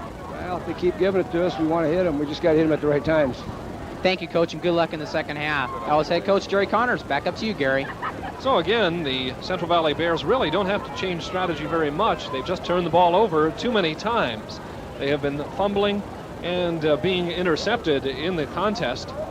And it was an interception with about 20 seconds to go in the half that ended up costing Central Valley an opportunity to score and possibly tie the football game. Well, we've got a score of 14-6. Statistic-wise, as you can see right here, University has got 72 yards rushing. CV has got 53, but the difference in the passing is 141 to 56. A big difference is down at the bottom. Time of possession and turnovers. The turnovers resulted in both of the University scores, and Central Valley has not been able to capitalize either on their drives or on any breaks University might have given them. The Rainier So we're just Bank about High ready to School get the football game of the week is brought to you in part by the Dairy Farmers of Washington, who remind you that milk adds fuel to meals, and by True Value Hardware. More than just a name, it's our way of doing business. And, of course, by Rainier Bank, the bank with $100 million to lend. Central Valley will kick the ball away, so University is going to get it and get an opportunity to take the second half kickoff and march down the football field and try and extend their lead. They are out in front 14-6 as we get the second half underway. And it's a good kick. It'll drive it down inside to about the 20-yard line. It is picked up by U-High and running with the football. See if we can pick him up for University High School. Number 82, Jim Sherman, coming off the football field now. And he gets the ball out beyond the 30 to about the 33-yard line. Going to bring up a 1st and 10 there. U-High's offense comes on the field with Peterson at quarterback, and the running backs are Berkshire and Renninger. Here's the play. And immediately they go to the pass. It is complete. Plenty of room. Is Bigovich. Bigovich had a lot of room on that play. Got the first down and more. Number 72, Matt Waldo, made a good block on that play. I want to see that block again. That is something that he'll be thinking about for the whole season. That's what you want to do, is get that offensive lineman one-on-one with a little old cornerback, and he does exactly what the coach told him to do, and it's drawn up on the chalkboard. Knocks him right on his back. He runs by him and gets another 10 yards after the hit. Waldo is 6'3" and 187 pounds. He used all of that to throw the block. And it is a first down. The ball marked just short of the 50-yard line. 16-yard pickup by Bigovich. And Waldo. Going to bring up a first down and 10, as we say, at the 49-yard line. Once again, the I.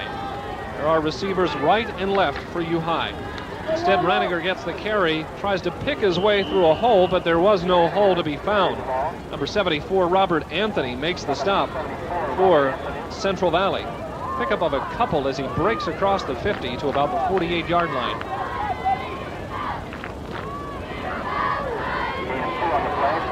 Call it second down and about 8 yards to go as the ball's marked inside CV territory. Here you see the I formation once again.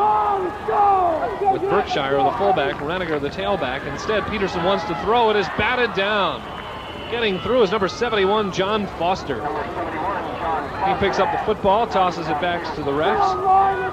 And no loss on the play, of course. What a good defensive effort by Foster to get his hands up and stop the pass. Well, they hit a total breakdown offensively on University's line. It just seemed like nobody blocked, and they turned around and watched to see how fast they could get in the quarterback's face. So it's going to bring up a third down and still about 8 to go. We're in the third period. U High leads it 14-6.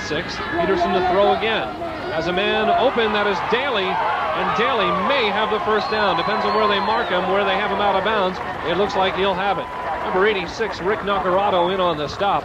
But not before number 80, Kevin Daly, makes the grab for the first down. That was a good-looking play, you know. Offensively and for a quarterback, that's the way they should look. They come back, set up, find the receiver, determine he's open, and fire the ball. They don't lob the ball, they fire the ball, and the ball is to be delivered to the receiver when he makes his break, and not 5 steps or 4 steps after the break. He's open when he makes a break, and that was a good-looking play. Ball marked just inside the 40, call it the 39-yard line. So first and 10 from there. Once again, Peterson wants to roll and throw, and he is looking long for Daly. Instead, it is intercepted by CV. Number 41, Kip Hollenbeck, makes the grab. Hollenbeck had great inside position and just took the ball away from Daly. Well, that was a long pass to be thrown. He rolled out right. As you can see here on the replay, we're not going to have it. We are going to have it. He rolled out right, and he delivered the ball on the inside shoulder. If it would have been on the outside shoulder and he would have had a little more arm into it, it could have very well been complete and a touchdown. So CV's offense comes on the football field. The ball spotted right at the 10-yard line. Out of the eye once again, it'll be Johnson the carry, and he goes nowhere.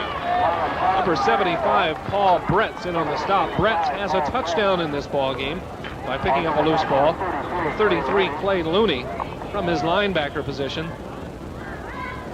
Looney has had a lot of tackles in the ball game, and several of them in the open field. Well, you know, an interception is bad, but if they're going to have one to get them down on the 5-yard line, they might be able to do something with this, come out with some good field position if they get a break. Going to be second down, call it about 11 with a loss of a yard on the play. Johnson gets the swing pass and still goes nowhere. Number 43, Roscoe, and Keith Reed, number 66, combined to make the stop. And it looks like University's defense is not being fooled by the plays which had gained big yards before in the first half. Well, looks like they've stiffened up again. I think it's a big credit to the coaching staff, both on both sides, though, especially on University right now. They're on defense. They made the adjustment at halftime, and whatever adjustments they made in the locker room is working for them right now. Third down and 11, still at the 5-yard line. There goes Lamb to the left side. The pitch instead comes right. Johnson is dragged down for no gain once again. Ran into his own blocker, but credit number 10, Curtis Grentz, the cornerback, who came up and threw the blocker underneath Johnson's legs. Well, now we'll see what kind of a punt they get out of this. Again, they may come out with better field position than they had before the interception. That's a good possibility. That was a good time to put the ball up long, because I think Coach Holmes knew that when he called that play, and he does call a place from the line or the sideline, that was a possibility. And it'll have to be a good snap, because Lamb, as you see, is almost standing on the goal line on the end of it in the end zone. It's a good snap. The rush is on, but a good boot. What a punt. And Raniger is driven back to the 50-yard line. Raniger's starting to pick up some blocks. And he has some room inside the 40 to about the 33-yard line of Central Valley. So there's a timeout with 7:48 left to go in this third period. U-High leads it. The Titans 14, the Bears 6. That was a heck of a boot by Lamb, 46 yards, and a 17-yard return by Raniger. Perhaps the boot was a little too good, because it gave Raniger time to look for his blocks and get the return on. Well, that's what's commonly known as out-kicking your coverage when it's a low punt like that, and they got it back, and they gained just about 6 yards on the turnover. Ball spotted at the 33. Peterson immediately looks to the air, and he has a man wide open. That was number 88, Mark Jackson, who has a touchdown reception in the ball game. And Jackson has what appears to be a first down. Here it comes again. What they've done here is on the right side, they've taken the wide receiver, flooded the zone on a go there, and the other flanker does merely a quick out, gets down 10 yards, catches the ball. They've turned the cornerbacks around, and it comes out with an 11-yard pickup. Seems that Ames and Jackson have been alternating at tight end. See who comes in now, and it looks like Ames was going to stay in there. He does, or rather Jackson. Now out of the eye, the 1st and 10, the ball at the 22, again to the air. Peterson throws to Daly. It skipped, and Daly wanted to throw the ball. That was a designed play. It was meant to skip onto the ground, or at the very least be a lateral to Daly, because wide open in the end zone was Jackson. And let's watch it again. Watch it here. You'll see Daly wants to throw it. We've got to see this play again. Even though it was a miscue, number 88 that you don't see right now is standing alone in the end zone with nobody within 25 yards of him. That's something that CV has got to come down and adjust to if they don't want to get blown out of this game, and do it now. Daly has to take a couple of steps back. He was still ahead of the play. Once again, Peterson wants to throw complete to Daly over the middle. Now they're going to say incomplete. He made the catch initially, but the hit dislodged it. Kip Hollenbeck, number 41, in on the stop. It's going to bring up a 3rd down and 10.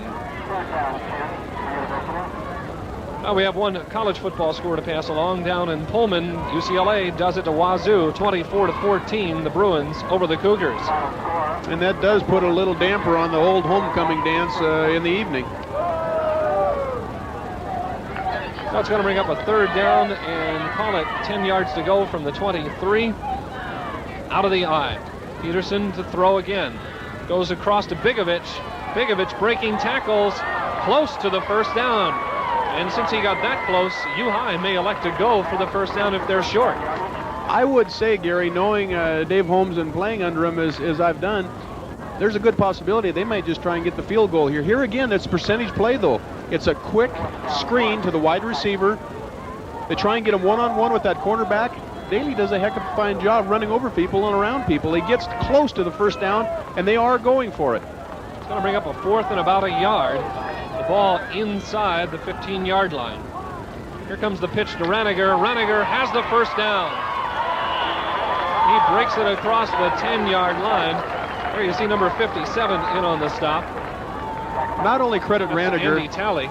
the whole left side of the line for University did a good job blocking that time. He had a good hole and wasn't touched until he got completely beyond the original line of scrimmage.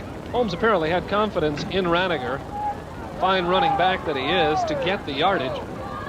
And he did it. It's going to be 1st and goal, the ball at the 9-yard line.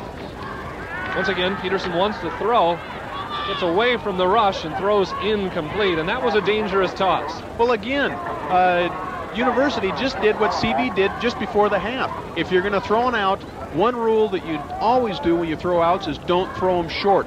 If you're going to do them, throw them long, because that's going to be out of bounds, and the short could result in an interception and a touchdown. Kip Hollenbeck, number 41, was defending on the play, and had the ball been thrown actually a little farther, Hollenbeck had the ball in the end zone, staring him in the face. Out of the eye, again, a 2nd and goal from the 9. Peterson to throw one more time. This time looks, it is juggled, incomplete, intended for Mark Jackson. There you see him picking up the ball. Close play as Jackson juggled it, but just couldn't quite hang on. Well, you've got to concentrate on the ball, but again, you've got two sets of hands trying to get a hold of that ball, and all four of them are right there. And it was a catchable ball, but then again, nobody's going to look down on him for missing something like that. It was a good try. Good defensive play by Guy Anderson. Just got the hands out there. Might have tipped it a little bit. 3rd and goal from the 9. Here's the I formation once again. Receivers left and right. Peterson with time. Looks into the end zone. Touchdown, Bigovich.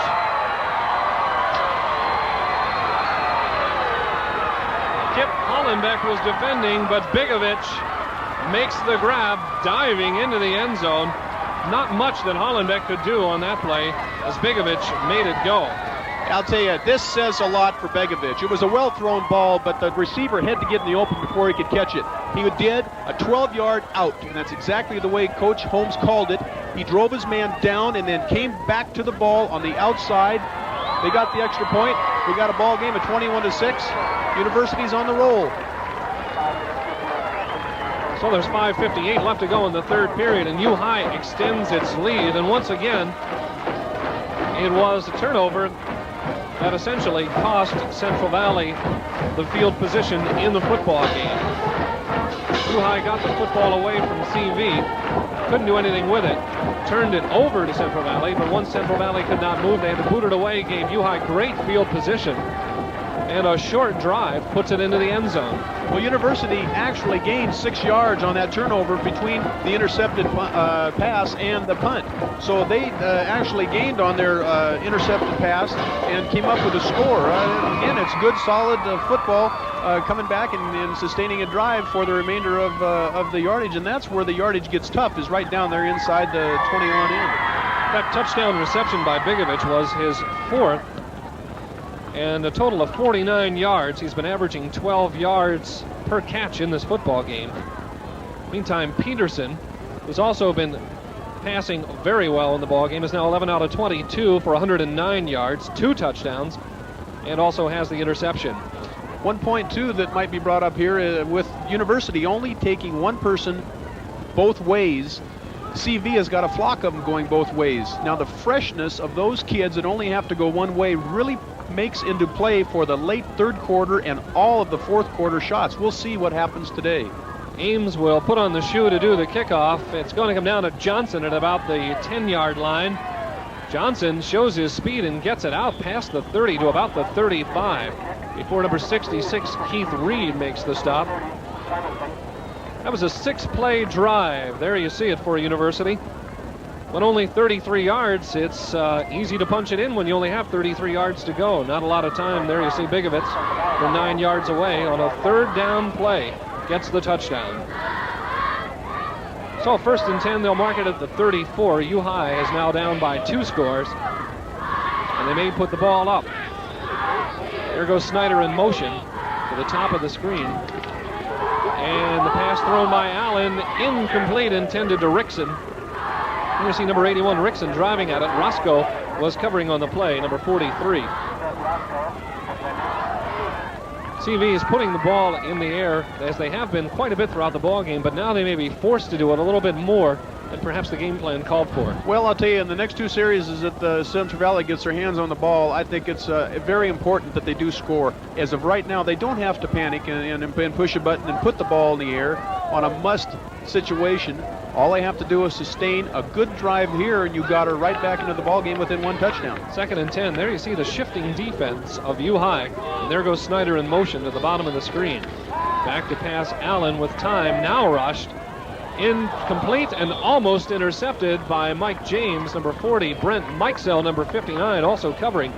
Got a hand on the play. They got a hand on the ball. Anytime you see a pass play take that long to materialize, you know that the play was not run the way it was designated, because all pass plays, or most pass plays, are trying to hit right at the cut or 2 steps off. That's when the receiver is going to be open. There you saw the first downs in the ball game. U-High has picked up 4 more than CV, and they lead it 21-6. Here's a quick toss to Snyder. And they're going to try and use Snyder's speed to break outside for a first down. Number 40, Mike James, makes the tackle as he drives Snyder out of bounds. Let's see if they do have first down yardage. Here's the play. Well, again, here, it's a quick screen, but he throws the ball fast. The man's open early. If he would have waited another 2 seconds, you would have had the cornerback right in his face, and it would have been an incompletion or an interception. Good play. Way to get the ball upfield. So they're going to take a look and see how close it is to the first down. Again, Central Valley is 4-0 in the league so far, and with this win, if they pull out a win, they would end up tied with Gonzaga Prep for the lead. Meantime, University High School has designs on a playoff spot themselves. They are 2-1-1. They've already played perhaps the two of the toughest schools in the league, that being Gonzaga Prep, who is number 1, and Shadle Park. They drew a tie with Shadle Park in the opening ball game and lost to Prep. Going to move the ball short of the first down yardage, but not by a whole lot. Maybe about a foot. CV has had no luck on fourth down plays. They were stopped by U-High early in the first quarter. Here's the play, and they're going to go for it. Snyder goes in motion. The handoff goes to Kiss, and he has the first down. 59, Brent Mikesell makes the stop, but Kiss had the first down and a whole lot more as he breaks it across the midfield stripe. All going to be marked now at the 49-yard line. As the first carry of the ball game for Kiss, he has been primarily a blocking back in the offense for Marlon Johnson.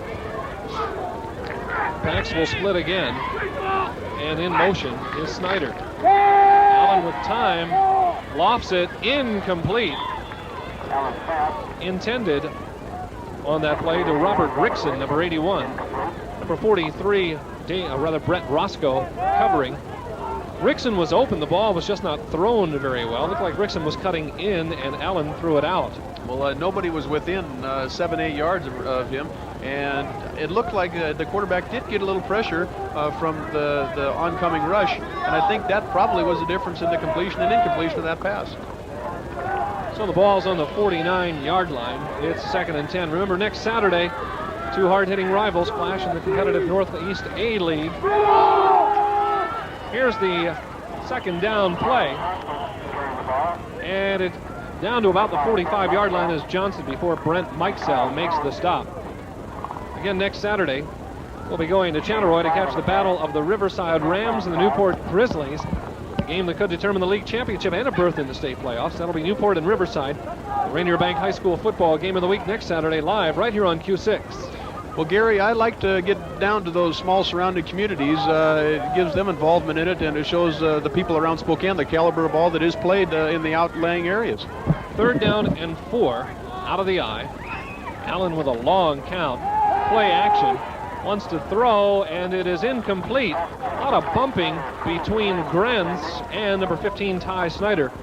Well, that was a good example of Allen not being able to look for a secondary receiver. He was covered the whole time, and he did not even look for another receiver and merely tried to force the ball to the man, and he was covered and resulted in an incomplete pass.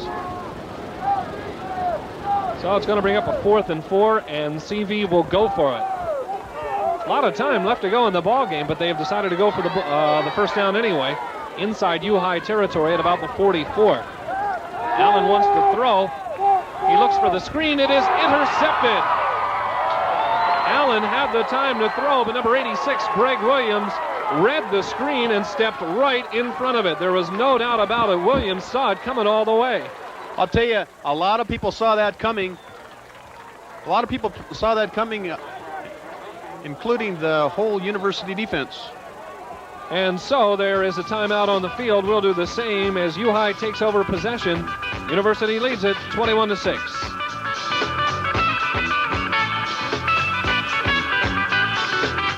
We are back live here at University High School, and another interception. So far, Central Valley has turned the ball over 5 times, 4 interceptions in the ball game. Steve Allen's having a tough afternoon. 13 of 31. He has 1 touchdown, but again, those 4 interceptions. The ball spotted at the 47-yard line of CV. U-High with the ball.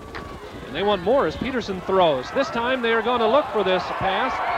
It is complete to Ames, and there is a penalty flag. They're going to say it was a forward pass. And that would be the initial indication. Daly caught the ball. Ames made the grab. Let's watch it. Here it is again. Now the question is, where is the ball received? And it looks like it's a forward pass. It looked like it was a forward pass. And here you see Ames making a heck of a grab. Well, and if they do rule that was a forward pass, you cannot have two forward passes on one play. It has to be a lateral. They could throw the ball overhand, but it has to be behind the line of scrimmage, and it has to be back. You saw on the replay that it looked like the ball was thrown forward. Let's see what's going to happen. Well, they're going to pick up the flags and now decide no penalty. It looked by the replay that the ball was indeed thrown forward, because when Peterson tossed it to Daly, Peterson was behind the midfield stripe, but Daly was sitting right at about the 50-yard line. But they're going to give it a go anyway. 1st and 10. The play stands. The ball's on the 12. They pick up the flags and say it doesn't count. Out of the eye. Peterson gives to Reniger. Reniger breaks free. He smells the goal line, but he's going to be wrestled down at about the 5. The ball comes loose, but I believe the whistle had blown. Paul Lamb was in on the stop for Central Valley. Let's watch the play again as Reniger looks to the goal line. Here's a little ability of Steve Reniger. Hits the outside, makes his move on two CV defensive men, and then gains about 6 yards. Going to bring up a 2nd down and 4. The ball at the 5-yard line. U-High can get a 1st down. Reniger the pitch, fumbles, but he gets it back. Loss of about a yard on the play too, but a good job by Reniger just to fall on the ball. Well, it wasn't a bad pitch, but then again, it wasn't a good pitch. It was right at his thigh, and he was more conscious of turning up and getting the ball upfield, which a good running back does, than first gaining control and then worrying about advancing the ball. A score here could all but put it out of reach as we go into the 4th quarter. There's about 2:05 now showing on the clock. It's going to bring up a 3rd down and call it 5 yards to go. The ball at the 6. Peterson with time looks inside to Bigovich on the goal line, incomplete.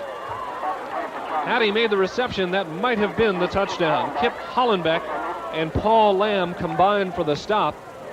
Just a quick in, as you'll see it here, as Bigovich moves in. Well, there again, the ball was delivered when it was supposed to be delivered, right off the line of scrimmage. They had good defensive coverage on that, but it was a catchable ball. It was right in his stomach. So it'll force U-High to try the field goal. It'll be Rich Ford. Ball spotted at about the 13, so a 23-yard effort. Ford puts it high and good.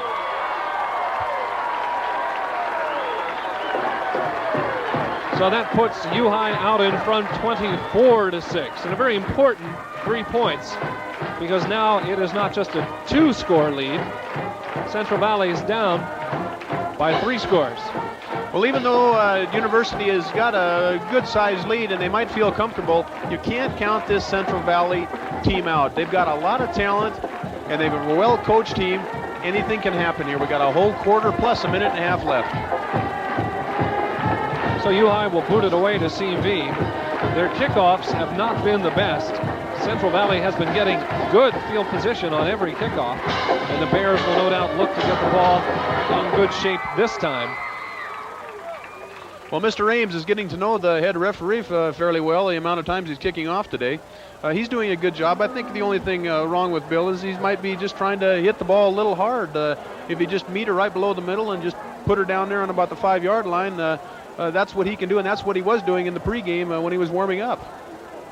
Steve Allen will come back in at quarterback. At least that's what we expect when the Bears get the football, but he's having a tough day. 4 interceptions. The Bears have stopped themselves as much as U-High has. CV has been able to move the football, but again, those 4 interceptions have killed him this afternoon. Here's Ames. You can see him. He's a big guy. Stands about 6'5", and weighs over 200 pounds. Has not been playing tight end because of his injury. Played a little bit, but he's been sitting down for the most part. The ball is taken by Johnson. He gets across the 20, still on his feet to about the 28-yard line. So again, not bad field position. Number 61, Kyle Jones, makes the stop. Not as good, perhaps, as CV would like to have it, but not bad anyway. Here's that scoring drive. Again, not a long way for U High to go because of the turnover, only 47 yards away. Well, there again, they had a break involved there without a penalty called on those 2 forward passes, and it resulted in a score, but that's human error on the umpires. Here comes the play. Johnson's going to get the carry, and Johnson will go nowhere. Little trickery in the backfield as they tried to run a counter sort of play, but Mikesell, number 59, the linebacker, was right through. There you can see U High jumping around. And there comes the defense to make the stop. Mikesell coming in from his linebacker position to help out as Paul Bretz made the initial tackle. It's going to bring up a 2nd down and 12. Time ticking away in this 3rd period, less than a minute to go. And, of course, U High leading it. Here's that same play once again, but this time it's going to be carried by Bill Schaefer, who's into the ball game, number 40. This is the first carry of the ball game for Schaefer. Number 92, Scott Garner, makes the stop. Garner in at a defensive end position, the first action he has seen today, as the same for Bill Schaefer. Well, CV's in trouble, trailing at 24-6. It's a 3rd down and 7. And time ticking away in the 3rd period. Back to pass is Allen. Has time, lofts it long. It is complete to Snyder. Let's see if he's inbounds. He is on the catch. Snyder, a great diving grab. There you see him coming back to the huddle. Let's watch it again. I want you to notice Snyder's eyes when he's running this pattern. He is not only looking at the ball, but right there he takes a look at the defensive man, notes where he is and the out of bounds, and makes the catch. That is a sign of a great wide receiver, when he can know where he is in the field, know where the defensive people are, and still catch that ball. Ball on the 49-yard line. We're going to call it a 1st and 10 from there. Back is Allen to pass, rolling, pressure, Allen's caught. And there you see a little celebration by Scott Garner, a la Mark Gastineau, the New York Jets, doing his victory dance. That's all right. You know, they work hard, and by golly, they get a defensive play. They earn to do her up. That is the end of the 3rd period of play. And so they will move the football. It's a big loss on the play, back to the 41-yard line. So a loss of 8.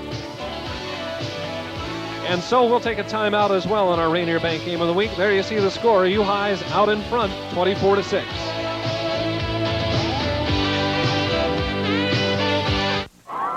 There you see the U High fans celebrating their team ahead, 24-6.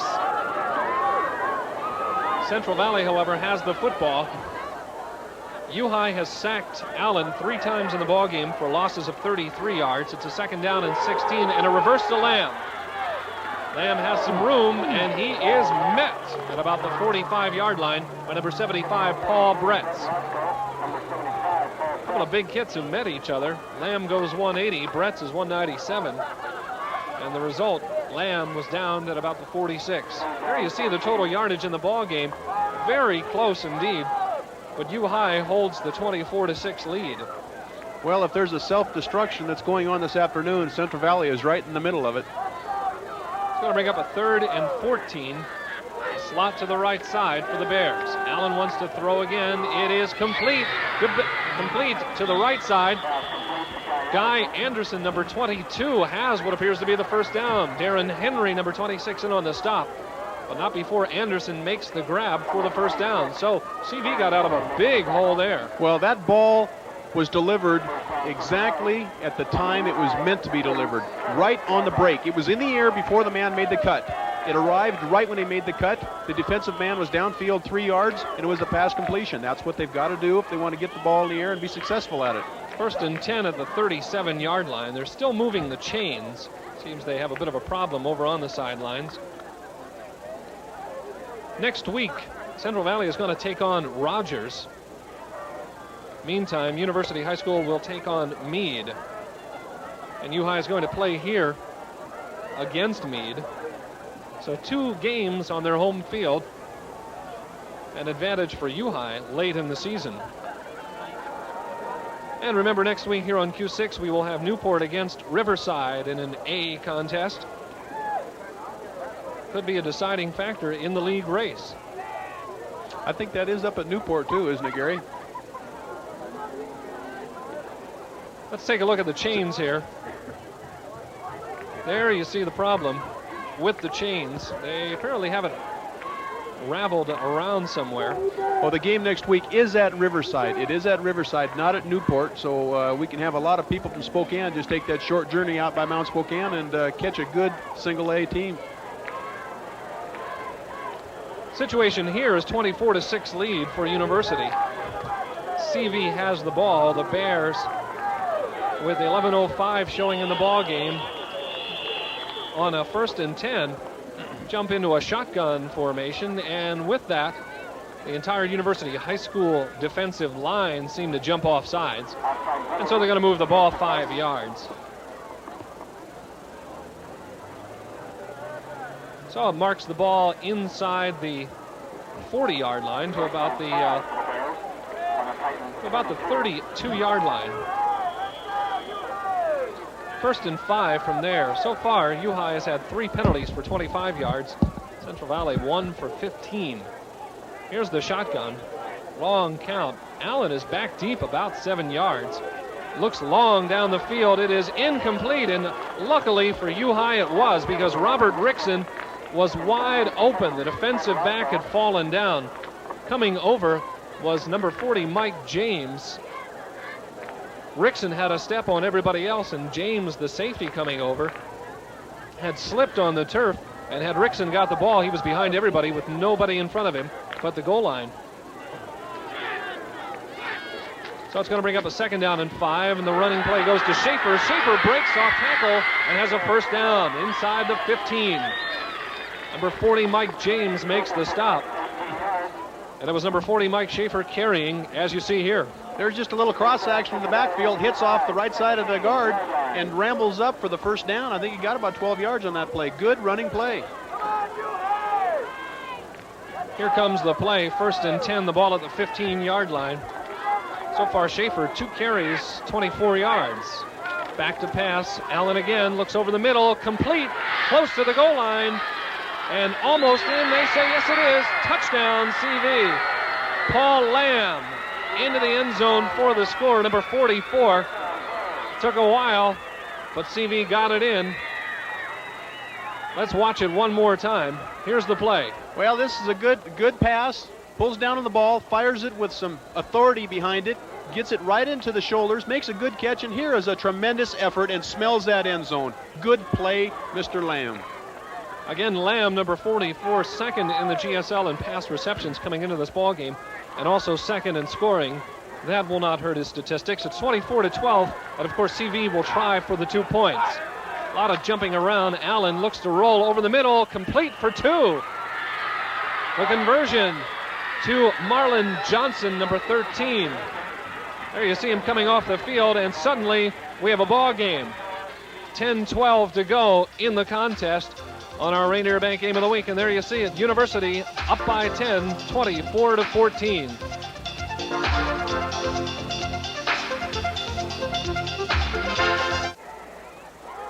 We're back here at University High School, and Central Valley has just scored to make it a 24-14 ball game, and they will kick it away. U-High anticipating a possible onside kick. That's what happens, and CV might have it. Here you see the celebrating by the Bears. They say they have it.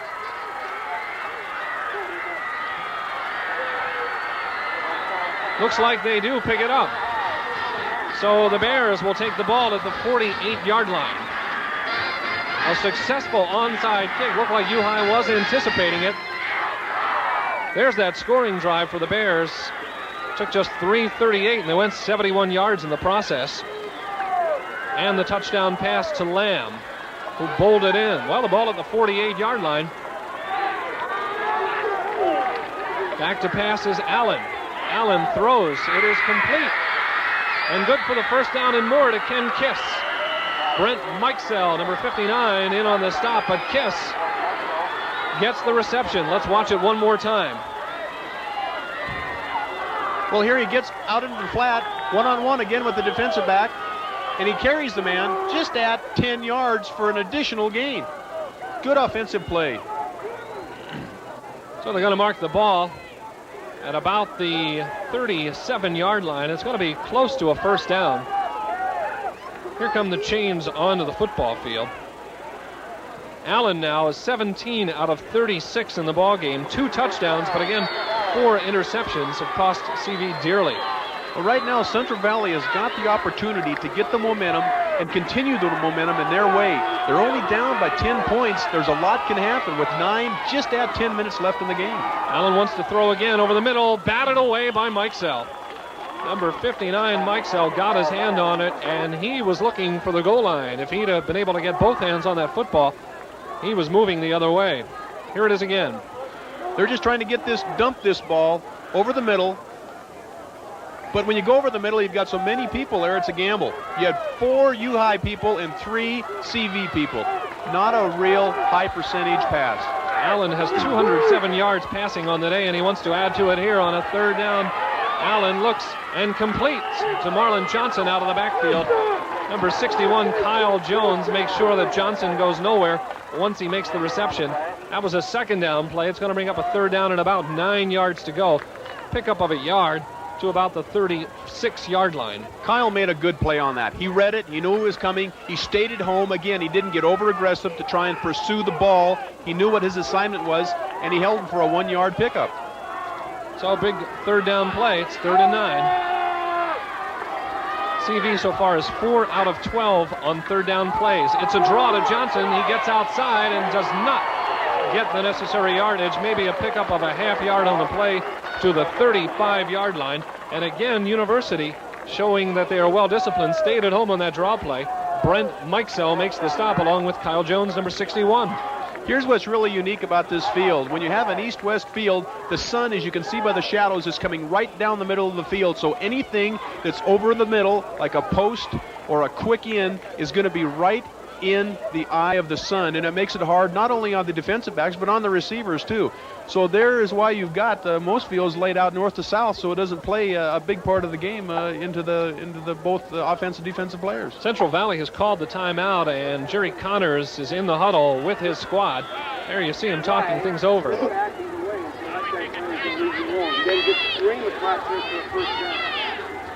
Back stay in an 8 call on both sides. All right, now you need a big down.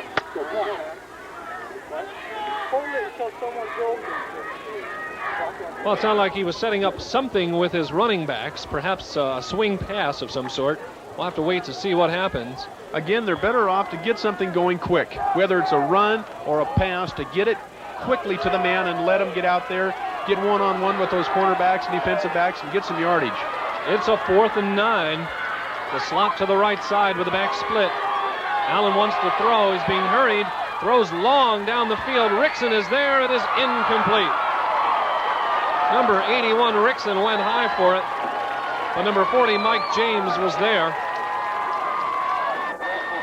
Would have taken a miracle grab for Rickson to come up with that football, as both he and James went up for it. Well, that's what happens when you wait so long to throw the ball. You take the whole surprise out of the attack, and then you've got a 50-50 chance of catching the ball instead of a 90-10. So U-High will take over, and they have the ball on their own 35-yard line. Time ticking away. There's 8:40 left to go in the football game. U-High leading it by 10. Raniger will get the call. Raniger breaks free, and Raniger is on his way. If he has the speed, Raniger is in for the score. Into the corner. Touchdown! Lightning strikes as Steve Raniger goes 64 yards. From about his own 36-yard line, Raniger off tackle and cuts it back. Here it is. Gary, this is what happens when you've got a basic play turned into a game-breaking touchdown run. A well-executed play, offensive line-wise, did a good job blocking, got Raniger out into the secondary against the backs, and he just goes for a touchdown of about 70 yards. And the PAT is added by Ford, and suddenly what had been a very tight ball game is again extended by University out to a 31-14 lead. We'll take a timeout. There's 8:26 left to go in the ball game as Scott Raniger has electrified the U-High crowd. There you see it. The Titans 31, the Bears 14.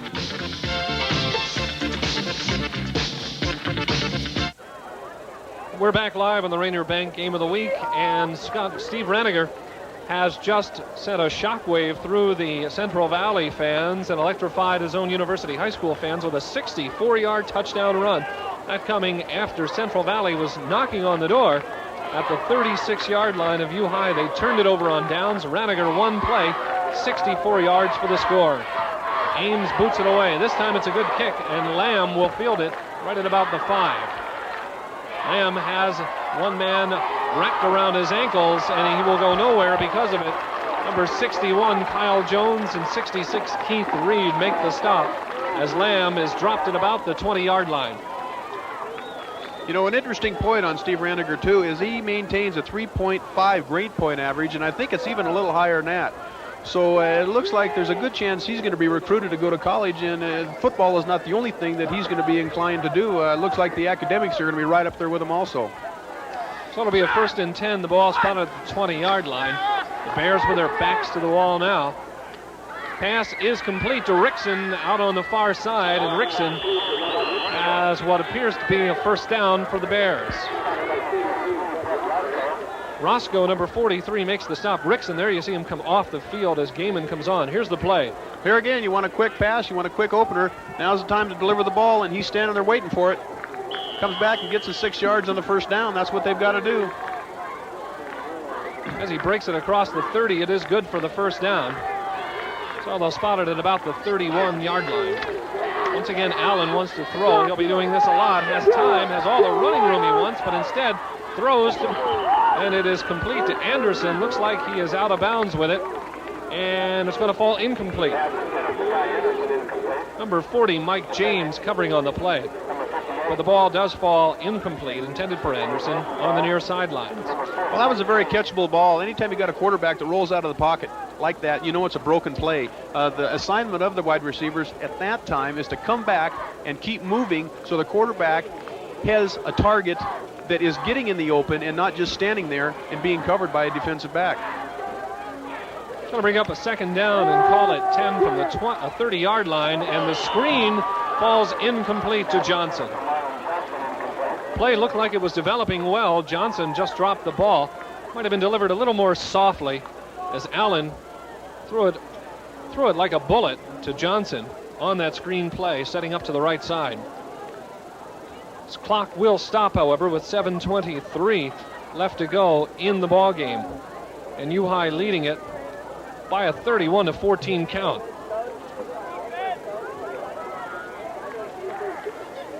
So the offense sets. It's a 3rd down and 10. The ball still at the 32-yard line.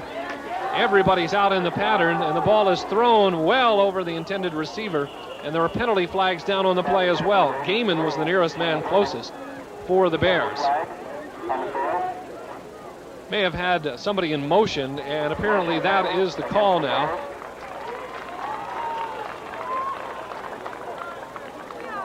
So they're going to march it back 5 yards. Give you an idea of some of the scores from around the GSL last night. Shadle Park rolled over North Central by a 27-0 count. It was Meade over LC 28-8. And Ferris just squeaked by Rogers 9-8. Rogers failed on a 2-point conversion, and that lost them the ball game. Here comes a 4th and 10, and CV deep in their own territory have decided to boot it away. Lamb will hit it at about his own 25. High snap, gets it away. Back is Raniger, and he'll watch it bound and let it roll out of bounds. It's going to stay inbounds now, and a good roll inside the 25 to the 24-yard line. 34-yard kick for Lamb. We have not seen a lot of punts in the ballgame, mainly because there's been so many turnovers. Checking around the top 10 in the AAA rankings, number 1 Snohomish was a winner over number 8 Mariner of Everett, 24-13. Of course, number 2 Prep had a bye out of the GSL. Number 3 South Kitsap, 19-0 over Mount Tahoma. Number 4 Evergreen was upset this afternoon by Kent Meridian, 14-10. Here's a 1st and 10 at the 27. Quick opener, and we have a new Peterson still in, but it looks like we have a new running back in for the University High Titans. Jamie Lehman, number 42, into the contest. And that will bring it across the 25 to about the 27-yard line. Lehman is a 5'8", 158-pound senior. And U-High, feeling they have it wrapped, will go with the backups. And Peterson missed the handoff in the backfield. Well, there's the problems with having the new backs in the backfield. He was dropped by Moffitt for a loss. I don't think he missed the handoff. I don't think he had time to hand the ball off. Moffitt just went completely unchecked there at the line of scrimmage and got in to make the dump in the backfield. So Peterson is now going to come out of the ball game. Trots off the side. And in a quarterback will be Bill Ames. Going to bring up a 3rd down and 6. Ames, the backup quarterback, and also the tight end in the ball game. And Lehman on the carry shows he has some good speed. It gets it across the 30. There is, however, a penalty flag down on the play. Let's watch the play one more time. Well, there's a good basic play. It was merely a quick dive to the halfback right up the middle. Good blocking on the offensive line. But I think they detected a little holding in there. It's normally what the call is about that place on the field. This Bill Ames is showing me quite a bit. He's one fine athlete. Plays tight end, he plays quarterback, and kicks off the ball and punts. They can expect a lot of him. I believe he's just a junior, too. It's going to bring up a 4th down. CV elected to not accept the penalty because they wanted the ball. And so University High School is going to call a timeout with 5:07 showing on the clock. Remember, we will see Q6 News in its entirety after the game, and then we'll join the NBC Nightly News in progress. Timeout on the field. We'll do the same with 5:07 to go. The score, University leads it 31-14.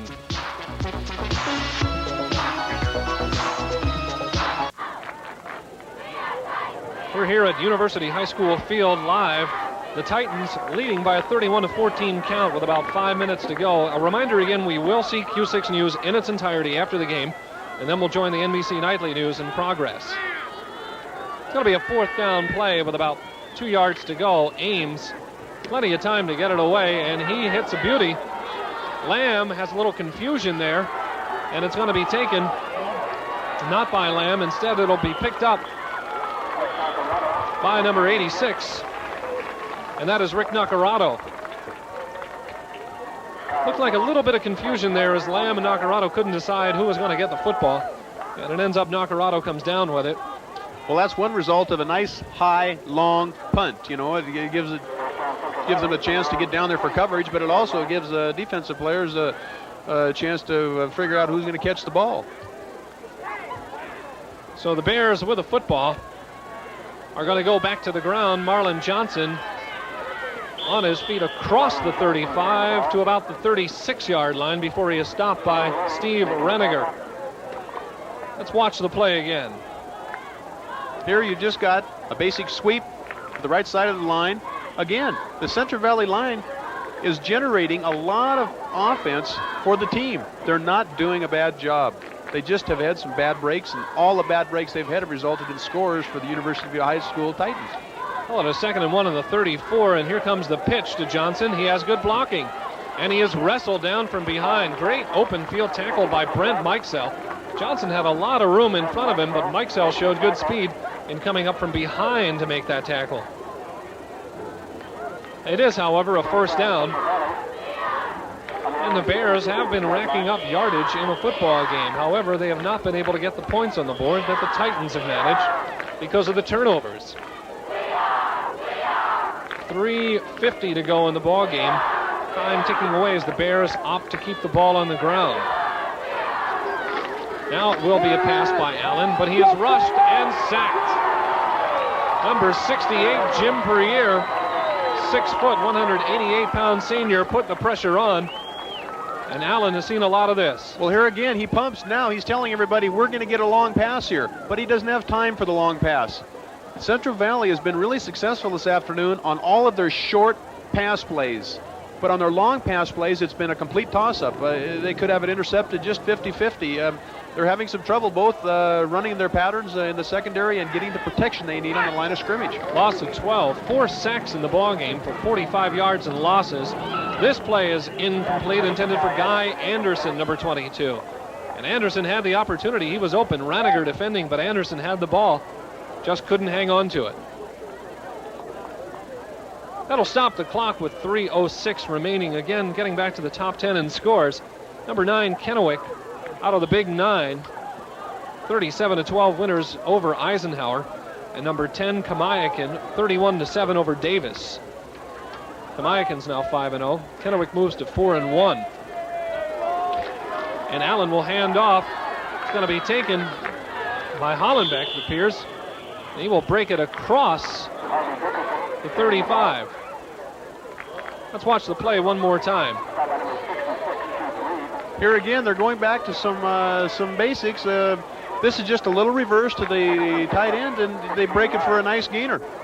Harvey, good fundamental football. That is Brent Bishop in the ball game, number 47, getting his first carry of the contest, and he gets it across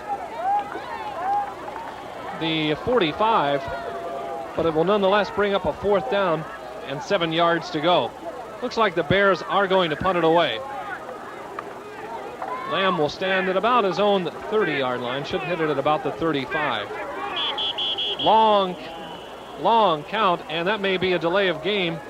Let's check to see. It is. It's called by the referee. Anytime he calls the penalty like that, you can almost guarantee it is a delay of game. So the clock will stop with 2:19 to go. March it back 5 yards, bring up a 4th and 12. Not going to affect much anyway. The best thing the Bears can hope for here is that Raniger would fumble the ball, because the ball is going to sail high into the sun. It'll be tough to pick up. Lamb standing in the shadows to get it away and hits a good high one. Raniger is not even going to bother to try and field it. He'll just let it go out of bounds. And it is dead at about the 22-yard line.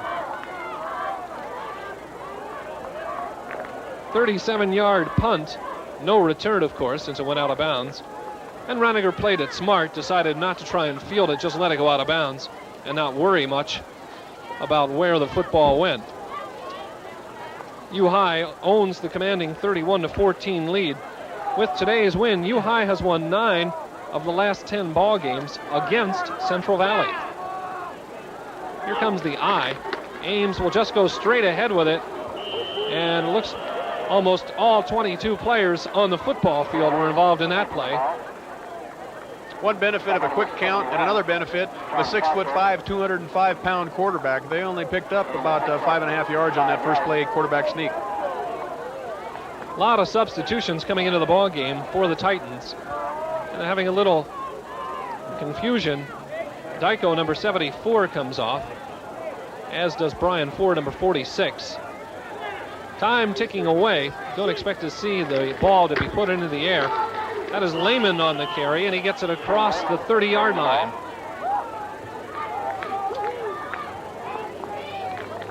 Jim Hoberg in on the stop for the Bears.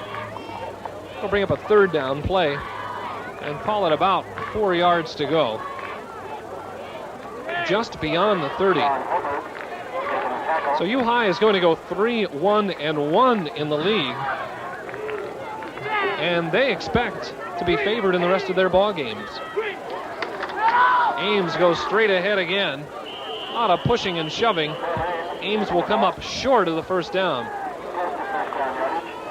Let's see if he has it. No, he did lean forward. Before they pushed him back, he did have the 1st down. Gary, when he leans forward, they get an additional 5 yards. Ames came into this ball game hurt. He's normally the starting tight end, but Mark Jackson has been playing for most of the ball game, and Ames is now in there just to run out the clock. 30 seconds to go. Time for a couple of more plays. With that 1st down, U-High will probably just fall on the ball. Instead, it will be Lehman getting the carry, and Lehman breaks a couple of tackles and gets it across the 40-yard line. 15 seconds showing on the clock. I don't think we'll get another play away. There you hear the crowd counting it down. 2 seconds. There it is. The end of the ball game.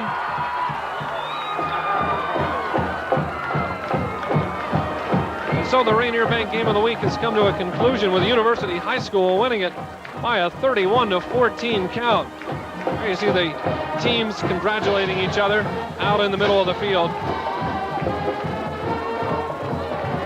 Well, again, next week we'll see you. The final score is University 31, Central Valley 14.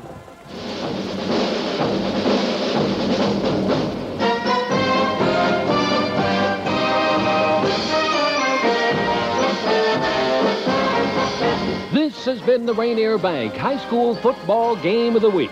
Brought to you in part by the Dairy Farmers of Washington, who remind you milk adds fuel to meals. And by True Value Hardware. More than just a name, it's our way of doing business. Also by your Coca-Cola bottler. For your most refreshing taste around, Coke is it. And of course by Rainier Bank, the bank with $100 million to lend. We'll be back next Saturday, October 22nd, when two hard-hitting rivals clash in the competitive Northeast A-League. It's the Riverside Rams and the Newport Grizzlies, live on the Rainier Bank High School Football Game of the Week, right here on Q6 Television. Thank you for watching. We'll see you next week.